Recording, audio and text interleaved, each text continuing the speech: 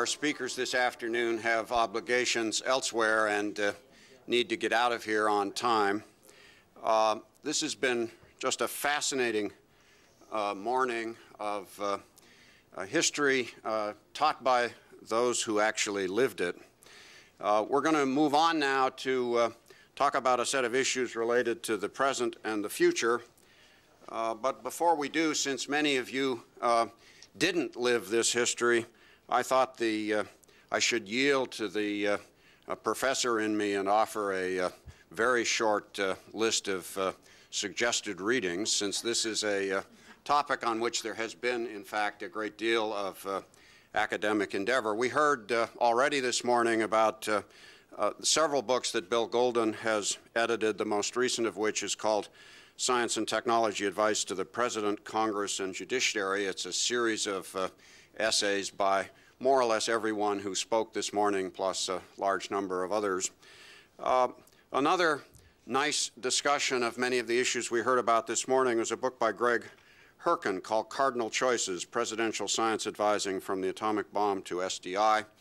And it picks up the theme that was present in many of this morning's discussions about the very large role that defense and Cold War considerations have played through much of the science advice of that period. Third on my list of four is a book by Bruce Smith, The Advisors, Scientists in the Policy Process, which is broader than just presidential science advising. It also talks about things like Defense Science Board and EPA Science Advisory Board, but has a chapter on White House science advice. And finally, a lovely new book which makes a very good companion to Hunter Dupree's classic on that took science technology policy up to about the time of the Second World War, is a book by David Hart, Forged Consensus, Science, Technology, and Economic Policy in the United States, 1921 to 1953.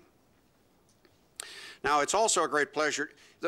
Some of you have figured out what's going on here. Morgan is stalling a few minutes to get more audience into the rooms for our speakers. But it's also a great pleasure to be here at MIT at this function convened by the Technology Policy Program, the first of what I believe is planned to be a series of functions of this sort in the years to come. Technology Policy Program here has become part now of a larger organizational group, this Engineering Systems Division, which incorporates a number of policy and also management-related activities under one cross-cutting umbrella that cuts across the several departments of the engineering college. And those of us who have worked in this area for a long time and observe activities at MIT are really rooting for this to be a big success, because to the extent things succeed at MIT, they will succeed in many other places. TPP was built through 24 years of enormous effort and dedication by Richard de Neufeld and a number of colleagues, and it's now, as you heard this morning, in the very capable hands of Dan Hastings. This morning, Chuck Vest described TPP as, quote, the largest program of its kind. It is the largest master's program in this field. Though as a guest here, I guess I have to be well behaved. I can't resist noting that the Department of Engineering and Public Policy at Carnegie Mellon has the largest undergraduate program, the largest doctoral program, and the largest interdisciplinary tenured faculty in this area. All right, well, I've stalled long enough. We've got about half the audience back, so let me do three quick introductions. This session is called Cross-Cutting Issues, and the first speaker is Rita Colwell. She's going to talk to the topic, the human capital crisis in science and engineering. Dr. Colwell obtained a multidisciplinary education in bacteriology, genetics, and oceanography. She's had a very distinguished academic career at Georgetown University and at the University of Maryland. She's a member of the National Academy and has held many important positions and served on in many advisory capacities, including service as a member of the National Science Board, president of the AAAS, and a number of others. She currently directs the National Science Foundation. The second speaker this afternoon will be William Wolfe. and his topic is A New Engineering Ethics, Great Achievements and Grand Challenges. Dr. Wolf's formal education was in engineering physics, electrical engineering, and computer science. His distinguished career has included a tour on the faculty at Carnegie Mellon University, time spent as CEO of Tartan Laboratories, and time on the faculty of the University of Virginia, from which he's currently on leave, serving as president of the National Academy of Engineering. And the third talk this afternoon in this session is by Dan Hastings, who's going to talk about technology and policy education needs.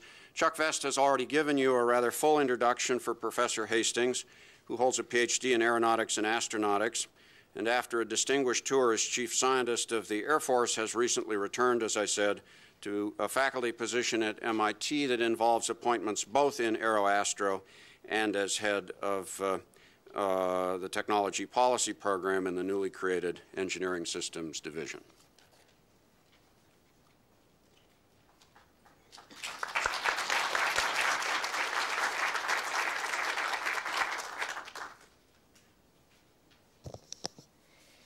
Good afternoon. It's a genuine honor to join all of you today, and my thanks go to Chuck Vest and Daniel Hastings for inviting me, and to MIT for hosting all of us. Before I start my talk, I'd like to point out, just hot off the press, is the NSF strategy in brief, if any of you are interested. I've left a few copies on the table. It simply describes how NSF operates, our strategic goals, and our core strategies. Well, there's no question that OSTP has been vital to our nation's scientific and technological advancement. Just as was mentioned this morning, Justice Merlin used his great visionary powers to counsel King Arthur on the affairs of Camelot. Each science advisor has done a magical job advising our presidents on science and technology policy, and the variations of the theme have been fascinating to listen to. The OSTP directors have brought a very rich and diverse set of perspectives to the position, ultimately steering our nation in a direction that's enhanced the growth and development of our society, our economy, and most of all, humanity. It's fitting that we address the topic of the human capital crisis in science and engineering. Attracting women and minorities into these fields has been a concern of mine for some time. And so I've titled my remarks, Confronting the Human Capital Crisis, Tapping the Talent. I will talk about the future of the science, engineering, and technology workforce, though I do think that the charts we saw this morning comparing electrical engineering and parks and recreation and related subjects was pretty dramatic, if not devastating. Then I'd like to talk a little bit about what NSF is doing through its efforts of recruiting women and minorities in its K-12 programs to develop the workforce. And this is an issue that is critical to all of us. It's been a theme running through many of the talks this morning. At NSF, it's the very core of our vision and our mission. The National Science Foundation is as much about preparing a world-class workforce as it is about discovery. Although we continually break new ground through the research and the education we support, we need people to turn that new knowledge into innovation. Now, worrisome signals about the science, engineering, and technology workforce are much too familiar. We've heard of the shortages of skilled workers that have plagued the IT, the information technology sector, and the numbers of computer scientists coming out, 800 or so, that's appalling. Well, here are some other data. While degrees in engineering, physical sciences, and math and computer sciences are either static or declining, as we have seen, other nations are boosting degrees in all these fields. Carrying a little bit further from the data that was provided in the charts, let me put it another way. A 24-year-old in Japan, for example, is 3 times more likely to hold a bachelor's degree in engineering than a 24-year-old in the United States. And the recent studies report that graduate enrollments in science and engineering have increased in the U.S. for the first time in a decade. Unfortunately, that's the good news. The bad news is the growth is almost entirely the result of an increase in the number of foreign students. Graduate enrollment in these fields among U.S. students has continued to decline. From 1986 to 1997, bachelor's degrees in mathematics declined by approximately 30%, from 16,000 or so to about 12 or so thousand.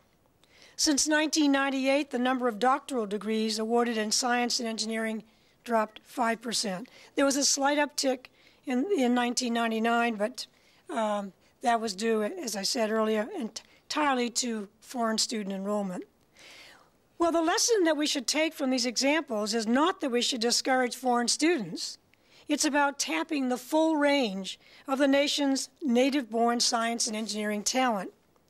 We're simply not producing enough workers trained in science, math, and engineering to meet the needs of today's technology-based society, and that's where the crisis is. I quote from a report released in January by the U.S. Commission on National Security for the 21st Century. I'm sure that most of you are familiar with it, and it states very bluntly, the inadequacies of our systems of research and education pose a greater threat to U.S. national security over the next quarter century than any potential conventional war we might imagine. Very strong words. If ever there were any question about the nation's need to develop its science and engineering talent, this should banish all doubts. Well, what should we be doing about this situation? The title of another recent report suggests an answer. It's Land of Plenty, Diversity as America's Competitive Edge in Science, Engineering, and Technology. That report, it provides the findings of a congressional commission on the advancement of women and minorities in science, engineering, and technology. We refer to it as the ComSet report. It was chaired by Representative Morella from Maryland, and it was co-chaired by Representative Eddie Bernice Johnson from Texas. It issues a very clear call, a warning. We are making some strides toward including everyone in the general workforce, although we do have a distance to go, but there's some progress. Unfortunately, we're not making significant progress in changing the composition of the science and engineering workforce. It still looks mighty exclusive. Well, in the parlance of my children, it's pale, male, and they would say stale, but I didn't say that. Although white males make up about 42% of the U.S. workforce, they constitute nearly 70% of the science, engineering, and technology workforce.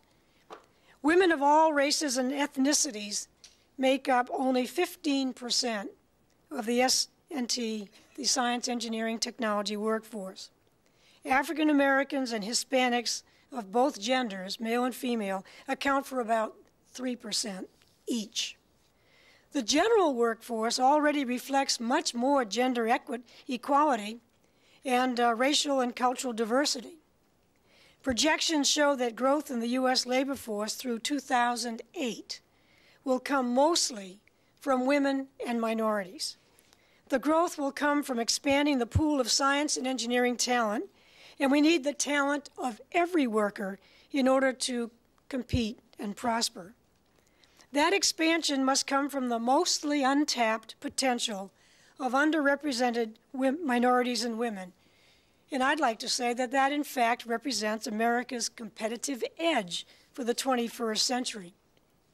The National Science Foundation is committed to building a science and engineering workforce that's inclusive and draws on all the talent in the nation. And in fact, people don't really view the NSF as a people agency. We fund 200,000 people every year, 70 or 80,000 teachers, 35 to 40,000 graduate students, undergraduate students, high school students, faculty, and various programs. That is not even to mention those that are touched by the IMAX films, public radio broadcasts, and so forth, which reaches out to about 50 million people. I'd like to tell you a little bit about some of the things we're doing at NSF to address this issue. I'll begin with recruitment of women and minorities in science and engineering, and then I'll talk about the K-12 education programs. One of the newest programs at the National Science Foundation, went on the web just a month ago, addresses the very small numbers of women in science and engineering. It's called Advance. The program intends to catalyze system-wide changes in universities, that is, to induce change in the universities and colleges that will foster a more positive climate for women to pursue academic careers. And Advance also aims to bring more women into science and engineering. It addresses what we inelegantly refer to as the two-body problem, or the trailing spouse, and that is to provide an opportunity for funding for women who are returning to the workforce or who are moving because their husband has taken a position in another institution. It's an opportunity for them to have funding in order to move with the spouse. And it's also open to men for women who have spouses of women who have received a position in an institution that allows them, the husband, to apply since he's part of the two-body problem. The message is that NSF values and rewards the hard work needed to change the conditions for women in science and engineering. And this will give participants an opportunity to make a real difference over the long term. Now, I'd also like to mention the Lewis-Stokes Alliances for Minority Participation. These alliances target the underrepresentation of minorities in science and engineering. It's about 10 years old. The program links 2- and 4-year educational institutions with business, industry, and government. And there are now about 28 alliances across the United States.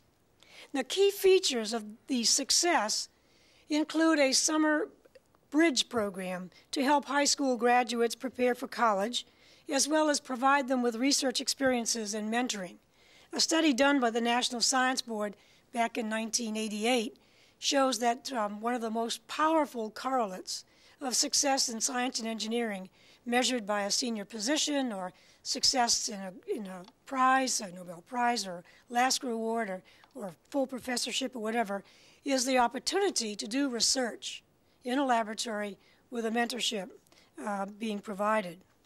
Now, the programs have made a real impact on the number of degrees awarded to minorities in the alliance institutions.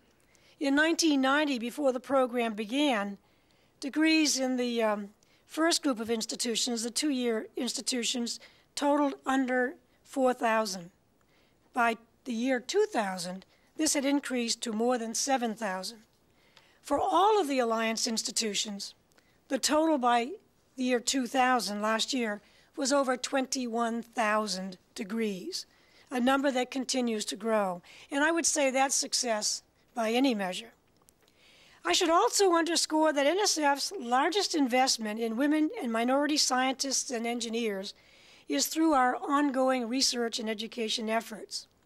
NSF support for women researchers, for example, has tripled over the last decade to about $500 million, about $500 million. We still have a long way to go, I certainly would admit that, but we are reaching out and cashing in on the talents and skills of many more of our citizens. Now, another area where we need to do a better job tapping the nation's talent is with a K-12 science and math education. Here's where attracting more women and minorities to bolster the S&E workforce really begins. Today, however, far too many girls, women, minorities fail even to cross the threshold into science and engineering. We know that there are lots of obstacles and stereotyped cultural conditioning that begins to appear very early in life, and we refer to the grades between 4 and 8 as the valley of death, and interestingly, not only for girls but also for boys, where the interest that's so keen in the first few grades in science, engineering, discovery wanes and is socially sort of dissuasive.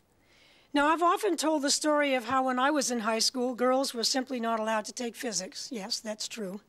More to the point, My high school chemistry teacher told me I'd never make it in chemistry. Girls couldn't do chemistry. Later on in life, as an undergraduate student, and I won't say where, applying for a graduate fellowship, my department chair said that he didn't waste fellowships on women. Well, today no one would ever say outright they would not waste a fellowship on a woman. Yet when we consider how to attract women and minorities to science and technology, we really have to begin by re-examining our assumptions about education across the board, from kindergarten to lifelong learning. And this is an absolute imperative for today's children if they're going to participate successfully in the workforce of tomorrow. And yet, too many of them leave science and technology and just abandon it before they leave high school. This is all part of a much larger challenge. Most of us are familiar with the results of the third International Mathematics and Science Study, better known as TIMSS. It's become almost a mantra, unfortunately. The study compared the average performance of U.S. students to students in other countries. Although U.S. fourth graders performed above average in this study, performance declined by 8th grade, and by the 12th grade, U.S. students were right at the bottom. The most recent TIMSS study, repeated only for the 8th graders, was released just a month ago in Washington. We had a press conference. It gives us some reason to be hopeful, but it still shows a long way to go, because some of the individual school districts made it to the top of the international rankings. And so that suggests that, yes, we can raise the performance of U.S. children through improvements in the quality of K-12 education. Now, we at NSF are really pleased that the President has asked us to lead the math and science partnerships called the No Child Left Behind Education Initiative. At the center of NSF's FY 2002 budget request is $200 million of a 5-year, $1 billion investment. And this will be used to strengthen and reform K-12 science and math education. NSF will provide funds for the states and the local school districts to join with institutions of higher learning, for example, the local school districts in Boston with MIT. The goal is to help ensure that all K-12 students have the opportunity to perform to high standards in science and math. And we're asking scientists, mathematicians, engineers at universities and colleges to work with educators in the elementary, middle, and high schools to achieve some very ambitious goals. The partnerships programs aims to strengthen math and science standards, to improve curricula and textbooks, and to raise the quality of teacher professional development. Bringing research experiences into the classroom really should help improve student achievement. But the program doesn't end just there. We hope to eliminate the performance gap between minority and majority students and reach underserved schools and students in creative new ways. Well, let me point out just one other program that's very important, has been proven very successful, and that's our K-12 program, graduate student K-12 involvement. The program works with having an individual scientist in an institution or an engineer in a higher education institution partnering with a teacher in the elementary, middle, or high school and developing a program to enhance science and math education. Funding goes to graduate students. They receive a stipend of $18,000, and we hope with the new money provided in our budget to raise the stipend to $20,500, though for the graduate students in the audience, we would like to raise it to $25,000. In any case, this provides an opportunity for the student who receives a stipend and has fees and tuition covered to then spend 20 hours a week with a school teacher in the elementary, middle, or high school, providing the content, the mentorship, and the excitement of the research. And perhaps school children will learn that engineers do things besides drive trains. Well, let me stop here. I look forward to a bit of discussion. My simple message is one of always pushing ahead, constant improvement, meeting ever tougher challenges. We've made some tremendous steps forward across our society. In some areas, science and technology has inspired the progress that we have made. In other areas, we've trailed. Now, we can change that, And I know that all of us are committed to making a difference. Thank you. Do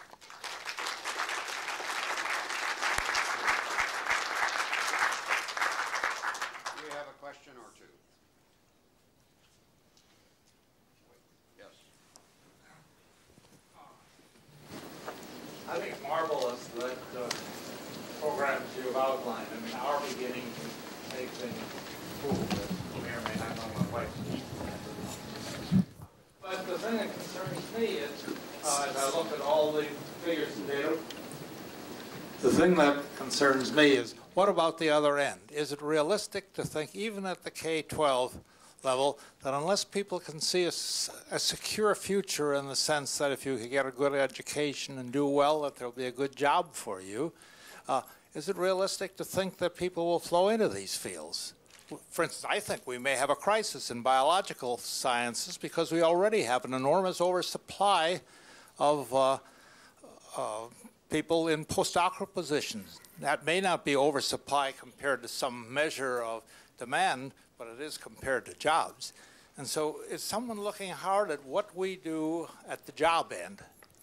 Well, there's a very serious anomaly. On the one hand, we were increasing H-1B visas to bring in nearly 200,000 people, technically trained from other countries, 55,000 from India alone, from the Indian Institute of Technology and other very productive institutions there, at a time that now we're seeing a cascade in job opportunities. In other words, we cannot address our needs for science and technology talent by importation. It doesn't work. What we need to do is reflect on how we are educating and, in fact, to produce students who graduate who are flexible and who will be prepared, as they must, to have 7 or 8 career changes before retirement. You and I could expect to stay in one job or one kind of, for example, I'm a microbiologist and I'm still doing microbiology. That isn't going to happen for those who graduate this spring. And so we need to not only focus on how we're teaching our students, but also on what we're teaching them, and then for the expectations that we are providing them. We do have a tremendous need for mathematicians across all of society. I don't think we will have a glut, even if we are successful in the push that we're making to put more money into mathematics.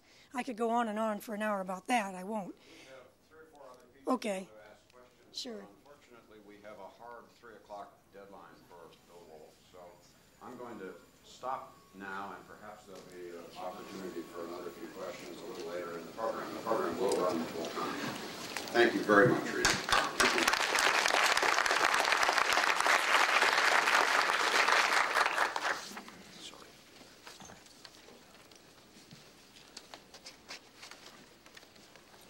Thanks, Granger.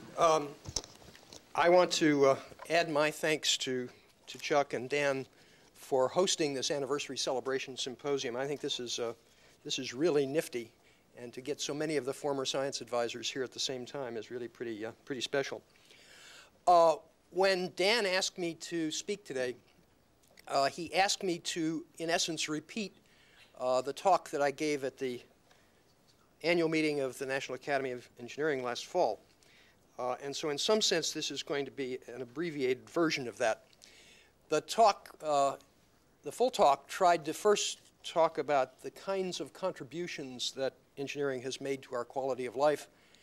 And the second half was to look forward and ask what are the challenges facing engineering for the 21st century. I'm going to lop off the first self-congratulatory part of the talk altogether. And I'm going to focus in on just one challenge for the 21st century, a challenge that I think may be the greatest one that we have to face, and it is, in fact, engineering ethics. Now, what Dan didn't tell me was that I was going to be talking right after Harold Shapiro talked about ethics. He was vaguely apologetic about not being a scientist. I'll be vaguely apologetic about not being an ethicist as well. I want to start out by making it clear that I believe that engineers and engineering, by and large, are very ethical. There are courses in engineering ethics at many universities. There's a stack about 2.5 feet high of books that have been written just in the last 5 years on the question of engineering ethics.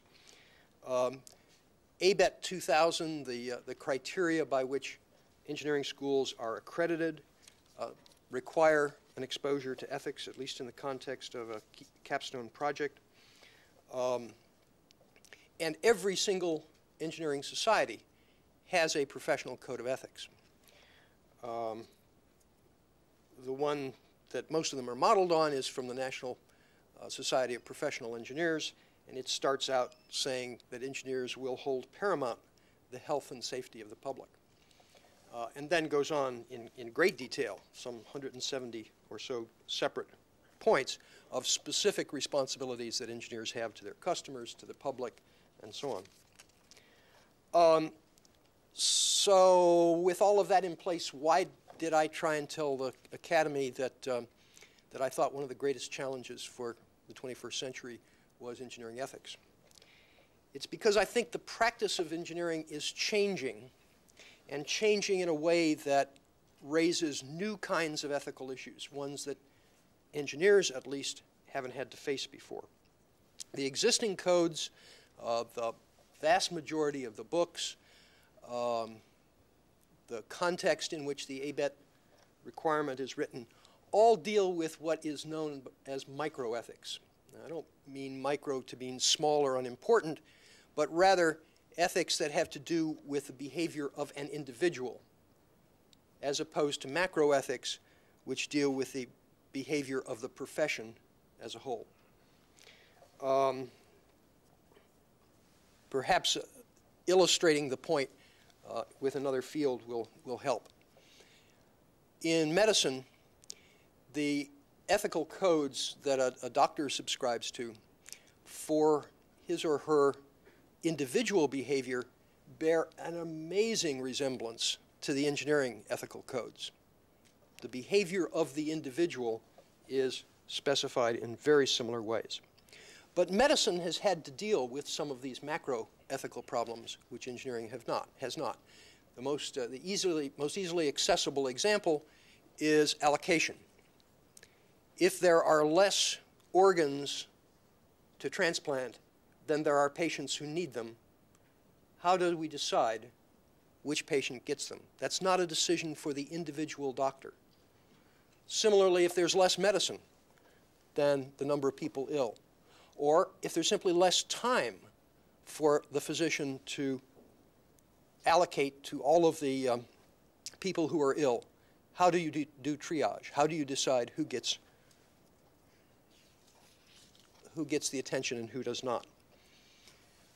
Again, those are macro-ethical questions because they're questions that either the profession has to decide upon, or perhaps better, society informed by the profession needs to decide.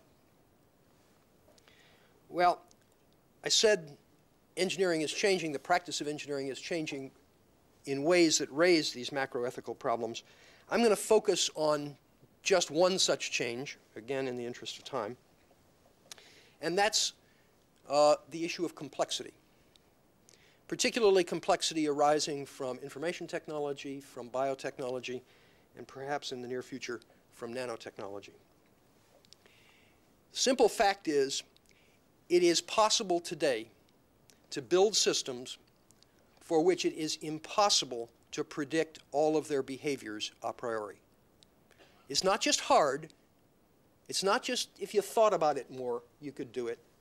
It is literally impossible. Perhaps the best way I can illustrate that is from my own field in computing.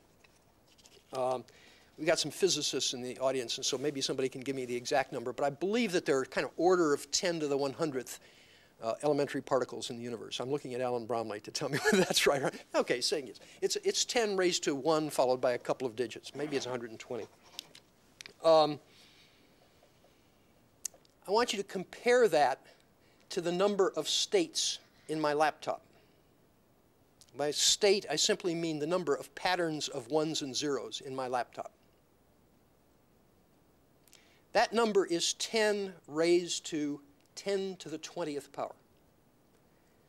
So whereas the number of atoms in the universe is 10 to the 1 followed by 2 zeros, the number of states in my laptop is 10 raised to 1 followed by 20 zeros. If every atom in the universe were a computer, and every one of them could do 10 to the 100th operations per second, there isn't enough time since the Big Bang to examine all of the states in my laptop. Okay? That's the sense in which I mean we can build systems that are so complicated that it is impossible to predict their behavior. It's not that there isn't an algorithm which, given enough time, could determine all of the outcomes, all of the behaviors. It's that there isn't enough time. A very concrete example of this was a report issued by the Naval Research Lab. One of my areas of research has been computer security over the years. And there was an NRL report about 1993, if I remember correctly, that looked at the reasons for about 50 security failures, lapses in security that happened. Because the way these 50 examples were selected, the numbers I'm not about to give are not necessarily representative of anything. But of those 50 examples, 22 were errors in the specifications. Errors in the sense that a property which was thought to be essential for the correct behavior of the system, in fact, turned out to be the vehicle by which somebody could crack the system. In every case, it was because the particular way that the cracking was done was not anticipated for exactly the reasons I'm describing. The system's too complicated. It's impossible to predict its behavior. So the question then is, how does one behave ethically in such cases? What does it mean to ethically engineer when you know that the system that you build will have behaviors that you did not predict, some of which might be negative, some of which might be absolutely disastrous?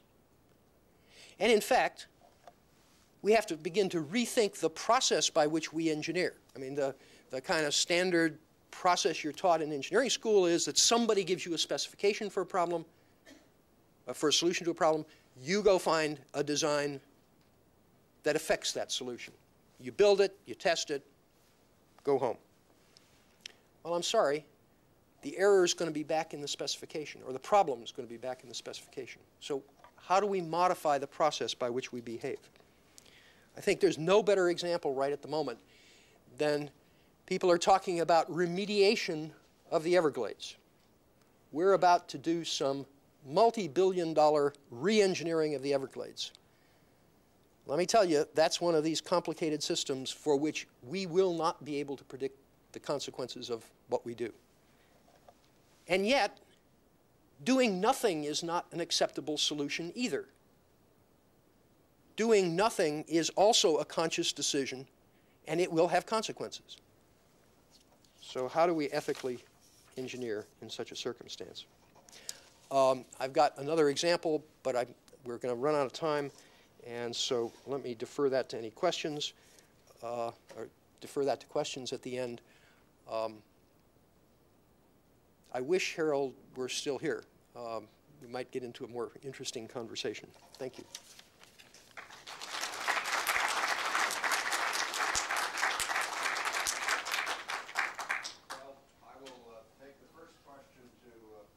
Bill, and then until time runs out and the two have to run for a cab, I will alternate. So the question, yeah. Although we can't.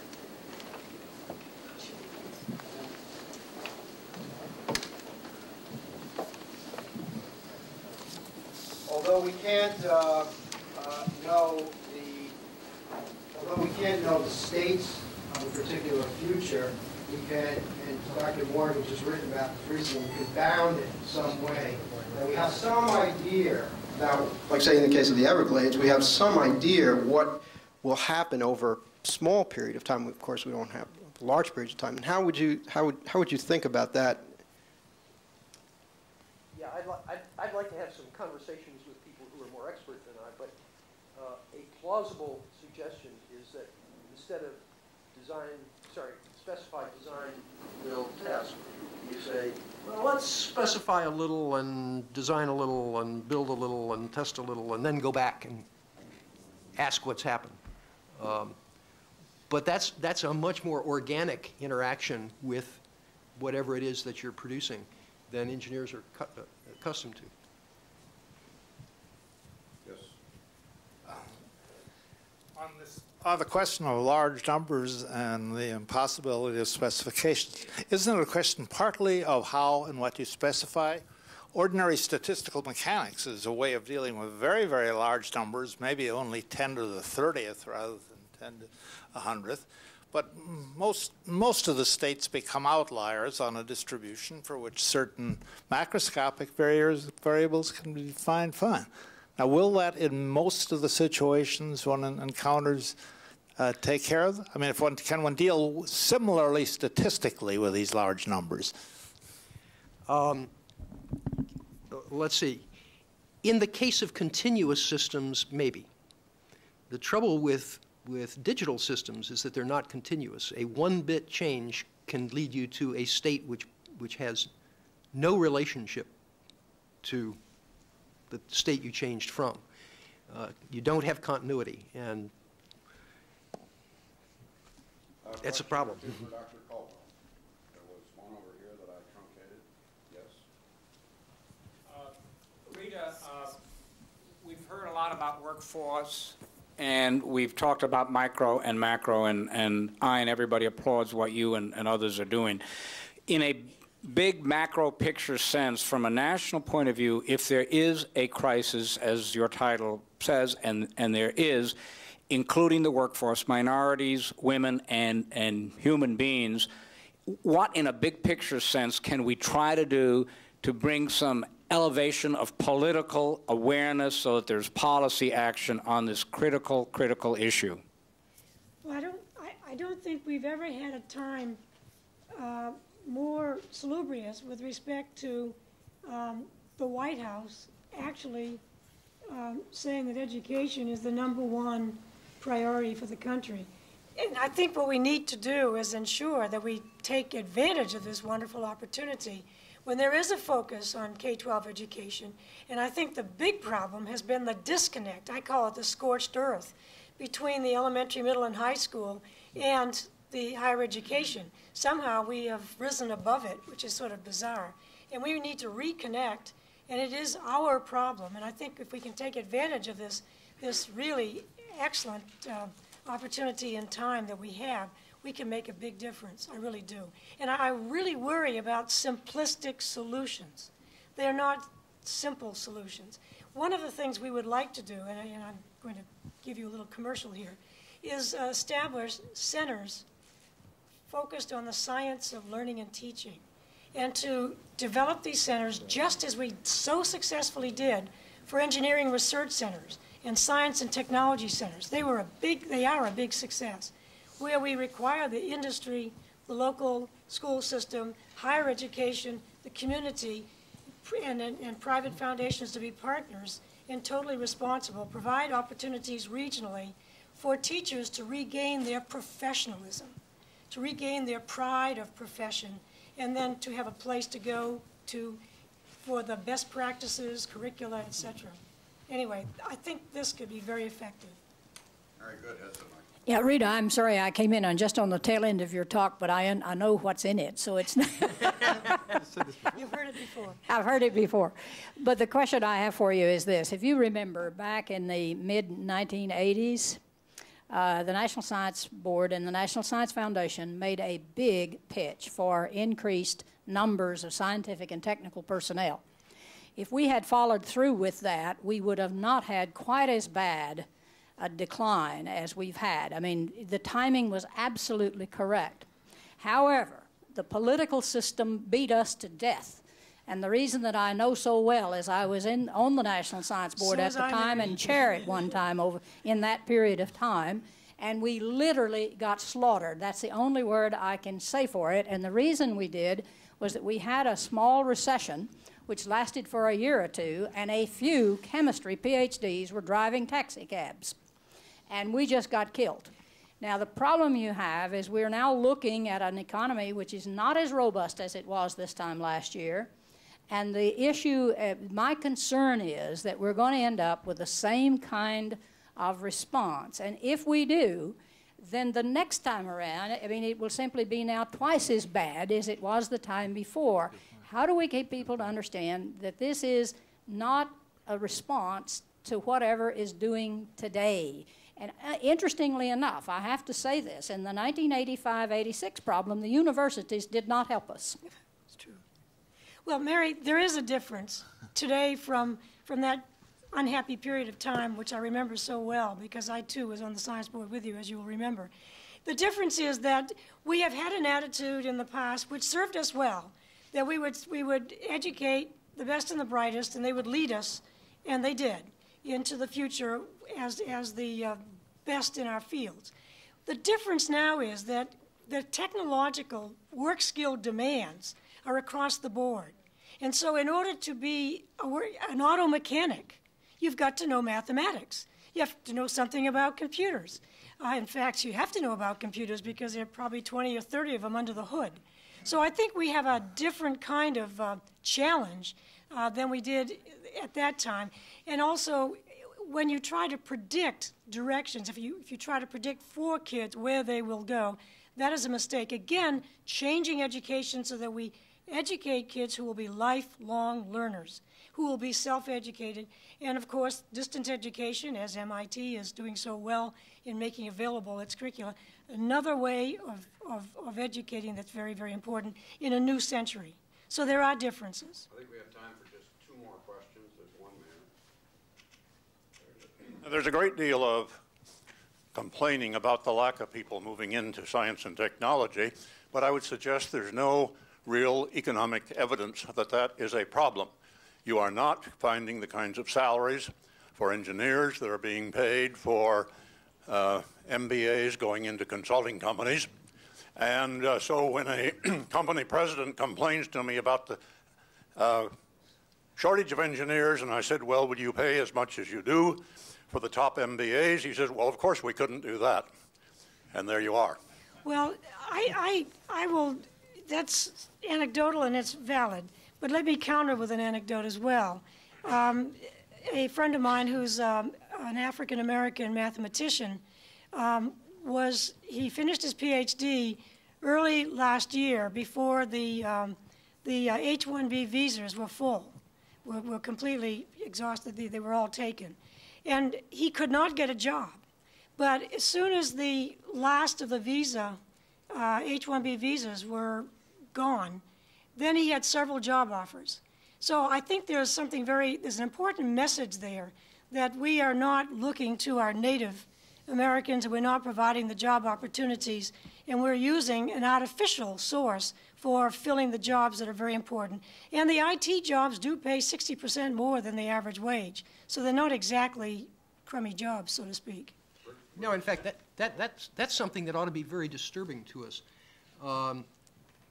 A new engineer with a BS degree gets from 50 to 100% more than a person graduating with a BA degree on average.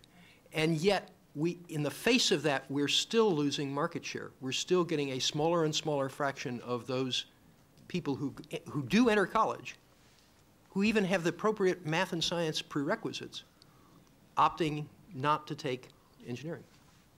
I think that both in the interest of getting 2 of our panel members out to a waiting cab and giving Dan his full time, we should stop here. My apologies to the couple of you who still have questions.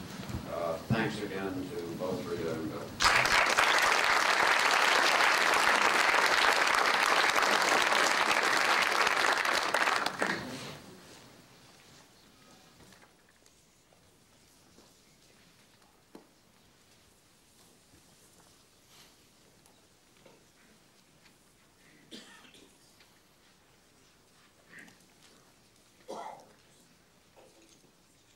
Well, to finish up this session, which was to look at some of the cross-cutting issues that are affecting the human capital in this country, I want to talk a bit about the need for an integrative technology and policy education. I subtitle this Bridging the Gap. And the question I want to address today was actually framed by Donald Kennedy, I thought very well, in his insightful book, Academic Duty.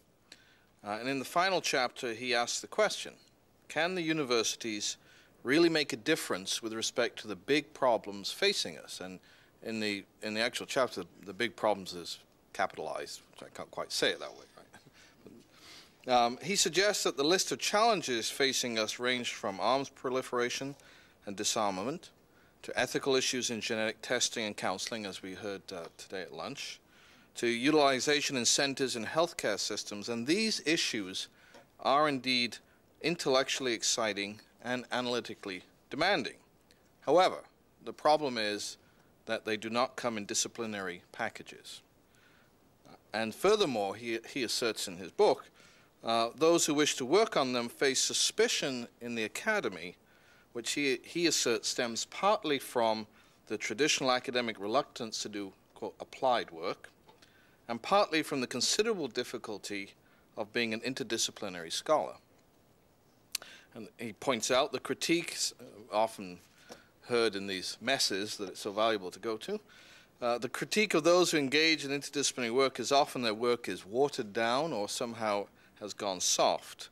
And therefore, it's hard to encourage people, academics, to actually think hard about some of these issues. He points out, however, that these issues are indeed real and complex, and they're problems of large scale, and they need the attention of thoughtful intellectuals. So then the question, as he frames in the last chapter of his book, is whether the academy can overcome the resistance of departmental structure to re-engineer itself in the face of these challenges. And in this talk, what I want to argue that part of the answer to this big question lies in educating leaders flowing out of a new vision of engineering, to which to some extent you heard from Bill Wolfe and his emphasis on engineering ethics. This new vision of engineering is going to operate at the interface of technology and policy.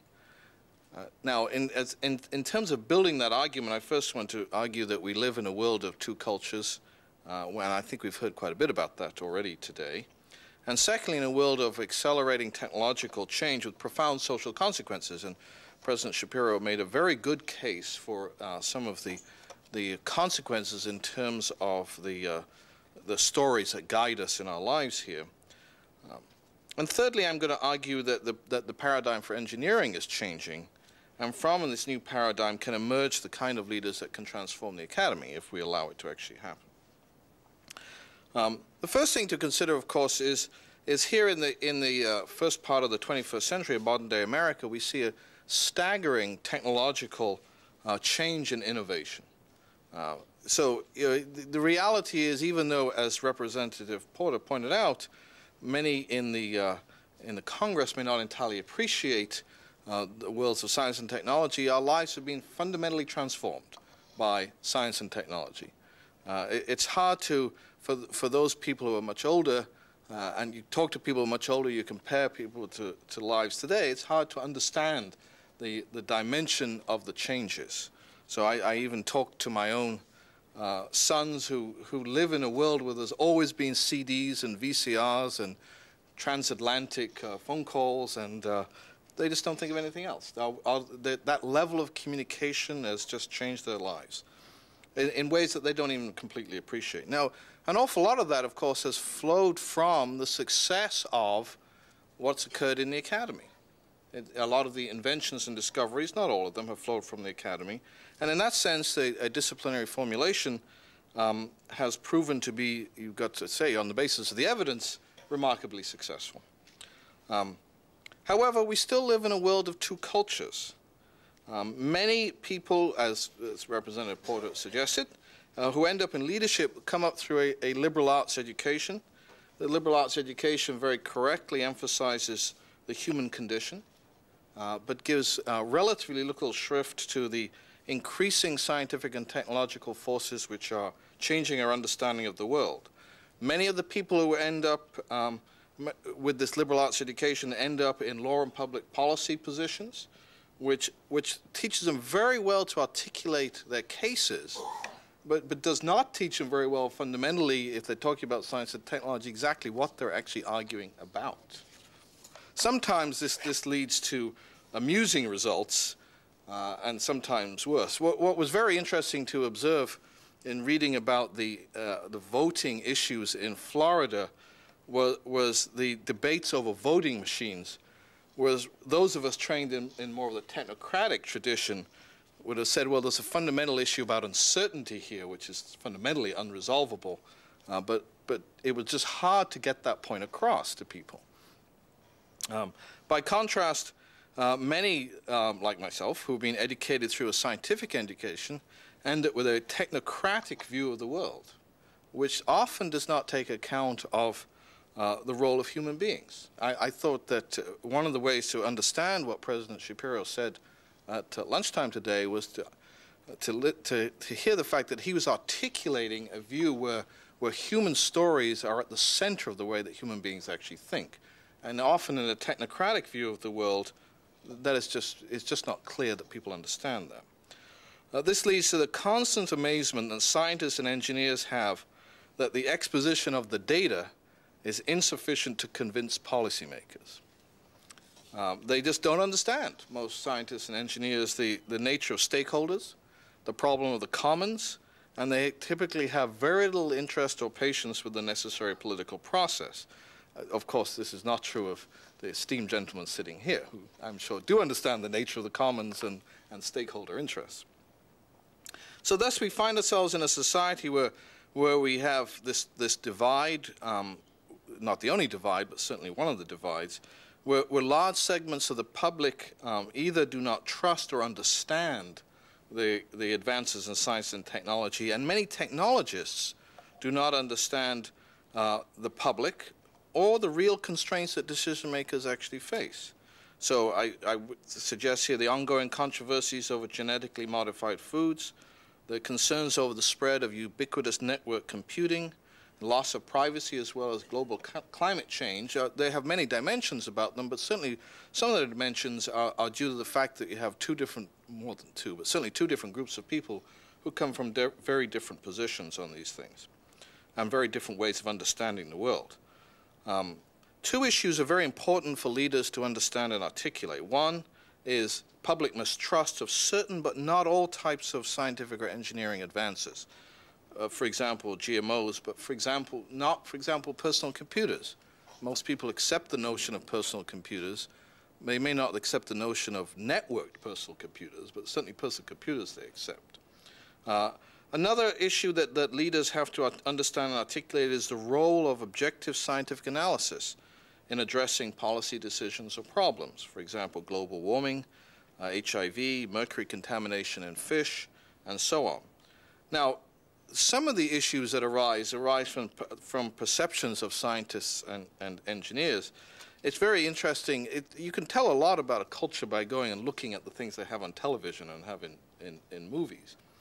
And I find it insightful to look at some of the images of scientists and engineers as seen in televisions and movies. Much of the time, scientists and engineers are seen as wizards. So I thought it was interesting, Jay Keyworth's description that he was known as the Presidents Merlin, as somebody who does this wizardry that you don't quite understand, but nevertheless it turns out to be important to life. So much of the time, scientists and engineers are seen as wizards, able to work wonders that people cannot see or understand. I mean, just look at some of the movies and TV shows that people actually watch, and you see this happen again and again. Generally speaking, the wonders are good for society, but sometimes they require others to help scientists and engineers make the right decisions. This accelerating rate of change in science and technology we see in our lives around us, combined with this lack of understanding on both sides, then leads to situations where the public is distrustful of science and technology, and where policy is often dragged into reactive positions. Sometimes these positions are correct, sometimes they reflect ignorance and fear. Sometimes politics and competing values which cause policymakers to hide or ignore scientific evidence, for example, perhaps with coal-fired power plants. These continued divides in society, combined with the urgency of the issues facing us, I'm going to argue, suggests a need for both research and education that bridges the divide. In part, what is needed is the kind of integrative education in the academy and research that will produce individuals who can lead and understand the interface of science and technology and society, and articulate the case to both sides of the divide. So that is, they must have a foot in both sets of worlds. This brings me to the role that accelerating technological change actually plays in these issues. These integrative leaders, I'm going to argue, are needed to actually help society deal with accelerating change. Accelerating technological change is fundamentally transforming the way in which we actually live. Over the last few decades, we've seen the introduction of lots of new technologies, ranging from consumer plastics and TV to desktop computing and the internet. These have exerted profound influences on our lifestyles and the ethical and material development of our science and polity. I mean, I think we again heard that today at lunch. And if the past is any prologue, the issues surrounding emergence of new technologies will be even more profound than in recent decades. So again, I cite innovations in the field of genetic engineering, nanotechnology, ubiquitous computing, and so on. As globalization of these technologies continues to deepen and accelerate, it's going to become increasingly difficult to anticipate and address the political and ethical issues as well as the cultural and societal issues before we are swept up in them in a reactive kind of way. And that's because of the accelerating rate of change. So the task then of improving understanding and of responding to rapid innovation is inherently difficult. It's marked by uncertainty over technical advances, uncertainty with respect to the side effects on our natural and economic systems, and uncertainty in the political and cultural responses to them. Too often the assessments of technological advances begin with speculation before the fact that's based on an inadequate understanding of science, to be followed by speculations after the fact on what could have actually been done better. As a result, discussions tend to oscillate, and you can see this very clearly if you read the op-ed pages of the papers. Discussions tend to oscillate on the implications of advancing technologies, tend to oscillate between techno-optimism. So some of you may recall electricity, which would be too cheap to meter, and technophobia, where a great deal of fear is expressed about the appropriate technology, until finally, after a period of oscillation, more realistic appraisals emerge, and then some kind of policy is actually set into place. Any new technology, I'm going to argue, has the potential for consequences beyond those that are considered when it is actually developed. Because our knowledge of the future can never be perfect, it means that we actually have to start thinking about the implications of the science and technology we do as we're in the process of actually doing it. And I'm going to argue again that we need the kind of integrative leaders who can do that kind of thinking as the science and technology is actually being developed. The circumstances then, so let me argue that what that then needs is a revolution in the academy, that an academy is exactly the sort of place where those kind of thoughts should occur, but an academy divided along narrow disciplinary lines, an academy with a disdain for multidisciplinary work is not the place where it will occur. That what the academy needs is an intellectual revolution in the way we think about means and ends and about the very purpose of innovation itself. And if we're going to answer the questions of Donald Kennedy, then the academy itself has to be changed along some of these actual dimensions. The circumstances then, in order to do this, not only will make evaluation of policy and ethical context actually easier if it's actually done, but also provide a lot of potential benefits. Now, we could think of many of the ways in which this can actually be done.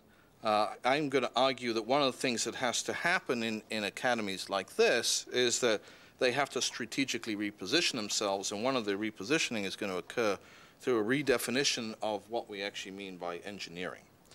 The field of engineering, I'm going to argue, is changing very rapidly now. You heard some of what Bill Wolfe had to actually say, the notion of the complexity of the systems we have, meaning we have to develop new kinds of engineering ethics. Given that system and product complexity are actually increasing at an accelerating rate, as are the complexities of operating in a global context where technical, natural, and social systems are increasingly interacting, then what we need to do is develop new kinds of leaders. I'm going to argue those leaders will be engineering system professionals who consider the technological components of what they do as part of a larger engineering system paradigm, and who utilize different approaches in that based upon a narrow disciplinary engineering science paradigm. And these engineering system professionals should consider the context in which the system operates as a design variable as opposed to a constraint. Thus, they'll be concerned with the design of the organization that has to manufacture a system or product, as well as regulations and public policies governing its use and disposition, marketing, the relationship with suppliers, distributors, and other participants in the value chain. Now, as an example of the broadened perspective of this, I think it's extremely instructive to look at the changes that have occurred in automotive design and manufacture of automobiles. The automobile was once considered to be a technologically mature product, where I well remember there was a time even a few years ago where some of the car companies actually had trouble getting MIT graduates to go to some of them because they were considered there was nothing new that was actually happening there. Once considered a technologically mature product, it's now influenced by new technology, including at the level of technologies, lightweight materials, smart electronic components, alternative propulsion systems. But in addition to that, there are other things that affect the automobile. The globalization of the automobile industry has shifted locations of both design and manufacturing facilities from a national to international context. Concerns such as quality, human resource management, time to market have motivated fundamental changes in automotive product development, manufacturing, and supply chain design. New approaches such as just-in-time inventory control, integrated product development teams, lean production techniques have reshaped companies' automotive production processes, while social concerns such as air pollution, materials recycling, global warming, and safety have had a major impact on auto design and production. Furthermore, design and manufacturing are only part of the system now. Government policies determine the role of automobiles in providing personal mobility, ensuring automotive safety, and impacting the environment and urban development. The development of effective policies to deal with this system we call the automobile cannot be based solely on technical expertise, but require instead an understanding, in addition to technical expertise, understanding of institutions, economics, human behavioral responses, and non-technical considerations. So the leaders that are necessary to do that, I'm going to argue, that these leaders have to develop this interdisciplinary approach, of which the automobile is an example of these. So these leaders will then consider the context in which systems are initiated, designed, manufactured, constructed, implemented, and maintained. The context is undergoing significant change as a result of globalization, the information revolution, and emerging social concerns, for example, sustainability. Now, I have to quote here from President Vest, because I think he said it very well. He says, this perspective is reflected in President Vest's comments in the President's report. Humankind's advances will depend increasingly on new integrative approaches to complex systems, problems, and structures. Design, synthesis, and synergy across traditional disciplinary boundaries will be essential elements of both education and research. So in closing, I'm going to argue that the big issues in society, this cultural divide that is created and perpetuated by our current educational system, and the accelerating pace of technological change in society, demands a change in the academy. And it demands a new kind of societal leader who I will argue can flow from a new vision for engineering. So at this point, I'm going to need to quote my colleague, Dr. Larry Linden. He says, what the academy must do is seek to produce societal leaders who are, one, skilled intellectually in dealing with the many crucial technological dimensions of our society, two, have the practical results orientation characteristic of engineering professionals. 3, have the courage based on early experience to take on the most difficult systems problems. And 4, have the leadership skills to bring others forward as they themselves move forward. These will be leaders bridging the gap between technology and policy. I think part of the challenge facing OSTP as well as the Academy is how to help the Academy re-engineer itself to produce these kind of leaders to deal with these kind of complex systems. In so doing, I think it will help ameliorate the societal responses to the technologically driven changes that, if anything, are only going to increase. And not doing that, the status quo will prevail, and we will continue this oscillation between techno-optimism, techno-pessimism, and reactive policies which sometimes occur as a result of that.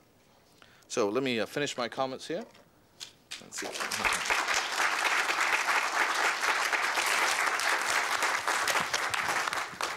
We have a few minutes for a couple of questions.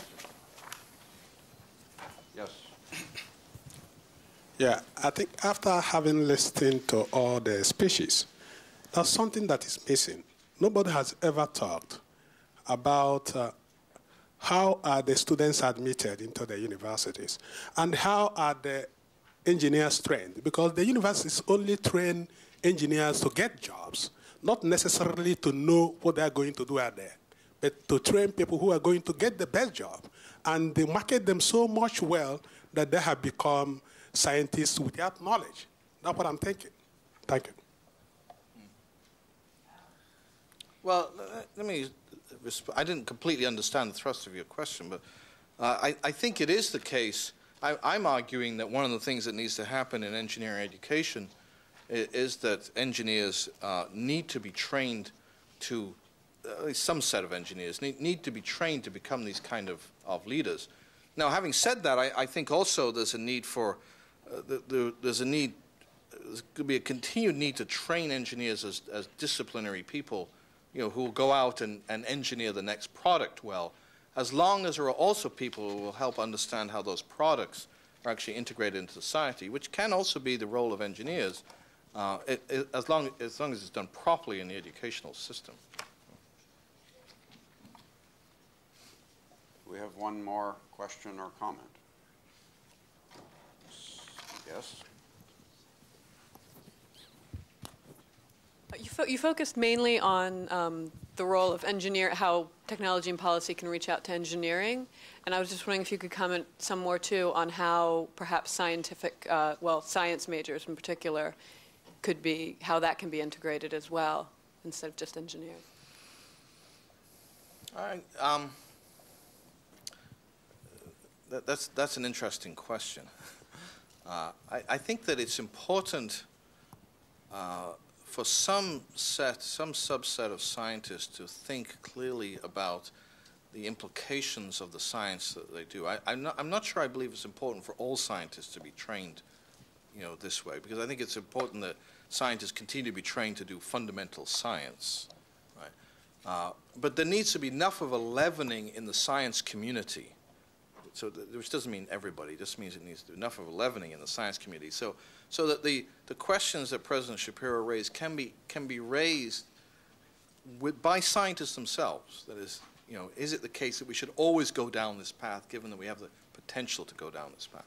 I think it's not a good thing for the society if it's the case that you have this divide, where scientists and engineers just pursue one set of paths, which is a technocratic path, and you have other people, humanists, who have another set of ways of looking at things and bringing that into it, and you end up getting this kind of oscillation and divide. I think that some subset of scientists should be thinking about these kind of broader, let's call it system and societal issues. Right? So I wouldn't do it for all scientists. Now, I'm much more inclined to say, since engineers are in the business of creating things which presumably help society, right? That I would be argue much more strongly that you need to do this with a lot more engineers than you need to do this with scientists. I mean, that's my own. We're going to take a 20-minute break now, after which Dan Roos will share a session that will look at defense technology, biotechnology, information technology, environmental policy. Thank you. looks at issues in science and technology policy, current topics. Before we get into the presentations, I just wanted to say a few words. Several people have come up to me and asked me, what is the Engineering Systems Division, which is one of the sponsors of this program? And Granger alluded to it, and Dan Hastings talked about the philosophy behind the creation of ESD, and one of the principal programs of the division, the Technology and Policy Program. And let me just take a few minutes and try and answer that question, because this is a new unit at MIT which was set up 2 years ago. And many of us talk about government bureaucracy, and I suppose the only organizations more bureaucratic than government are universities. And so the Engineering Systems Division, I think, is the first new institutional unit in the School of Engineering at MIT in about 25 years. So it is significant from that point of view. It is an interdisciplinary unit with faculty from management, engineering, and the social sciences. All the faculty in ESD, of which we have 30, have dual appointments. So they have a half of their appointment in the division and a half of their appointment in one of the departments in engineering or in the Sloan School of Management. We have 8 faculty from the Sloan School of Management or one of the social science departments. So what it does is it creates an institutional home, which we've never had, for faculty who are interested in a range of broader issues beyond engineering science. And the charter of the division is to broaden engineering education and broaden engineering practice. It's to look at how one develops large-scale complex systems, be they transportation systems or communication systems or energy systems, recognizing that technology is a significant portion of the creation. We should have technical people in leadership roles, but if they're going to be in leadership roles, they have to understand more than simply the technology. So in a sense, it's going the next step beyond what were very successful programs created over the last 20 years at MIT, of which TPP is certainly one. Others that you may be familiar with are our Leaders for Manufacturing program, System Design and Management. These are programs that focus on professional practice and the broader aspects of engineering. And we're very, very pleased to be one of the principal sponsors of this as kind of the new kids in town. And if any of you are interested in finding out more about ESD, just come up and speak to me, and we'll be delighted to send you some information. Well, let me turn to the session this afternoon. We have 4 presentations, and during the morning session, we got the sense of the minute-to-minute activities in Washington and the reactive nature of the policy-making process, and we are seeing it in living action in that one of our speakers, fortunately only one, had a crisis today and was unfortunately unable to attend. But we're very pleased that we have Dr. Charles Holland, who's a Director of Information Systems in the DoD Office overseeing science and technology, who has, at the last minute, agreed to come up and speak to us today. He has a PhD in applied mathematics from Brown University, early career in academia, and he's had 20 years of government research management experience in DoD. And I'll go through the presentations. He will speak on defense technology. Our second speaker is Dr. Philip Sharp. Professor Sharp joined the MIT faculty in 1974 as an associate professor in the Department of Biology and the Center for Cancer Research. He was promoted to a full professor in 1979. He served as director of the Center for Cancer Research from 85 until 91, when he became head of the biology department, making that an absolutely world-class department. In 1992, he was named the Salvador Laureate Professor of Biology, and in 1993, Professor Sharp shared the Nobel Prize in Physiology or Medicine for work that fundamentally changed scientists' understanding of the structure of genes. He and Dr. Richard Roberts of New England Biolabs was awarded the prize for their independent discovery that some of the genes of higher organisms are split or present in distinct segments along the DNA molecule.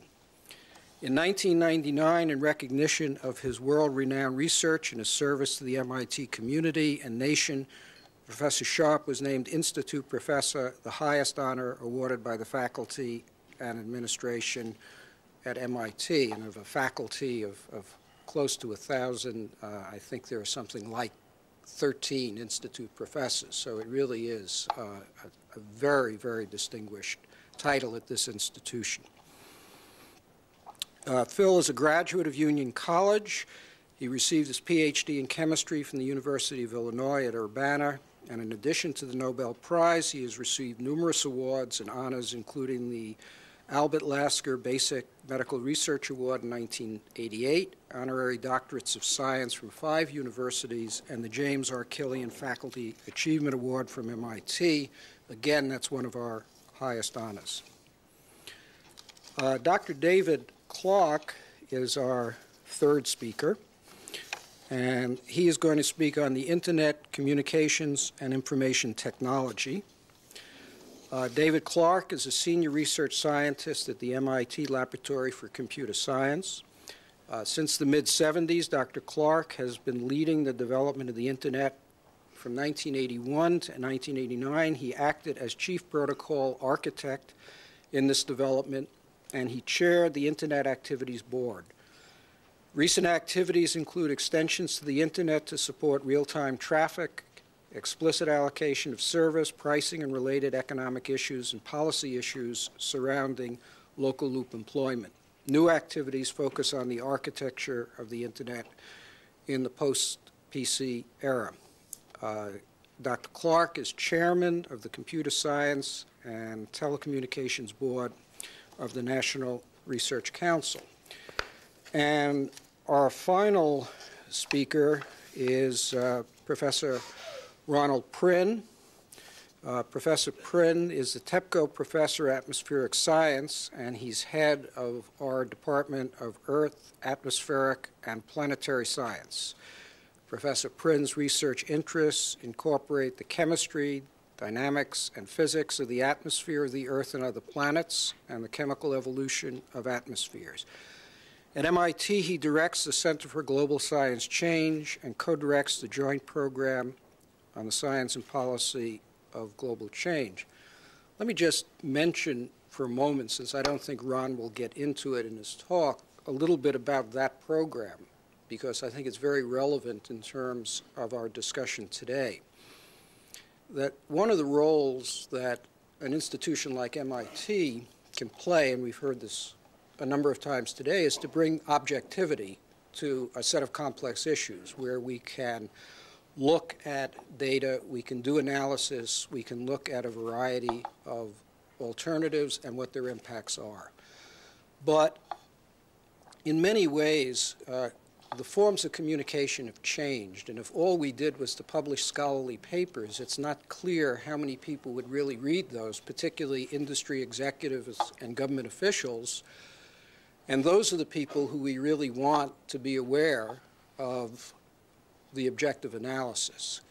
So what we have tended to do in this program, which brings together a group of scientists and economists and policymakers, is to serve as an honest broker or a facilitator, where on the basis of once or twice a year, a group of people from around the world in industry and government and other stakeholders get together with the researchers, with Ron and his group, and they present their research results and there's a discussion.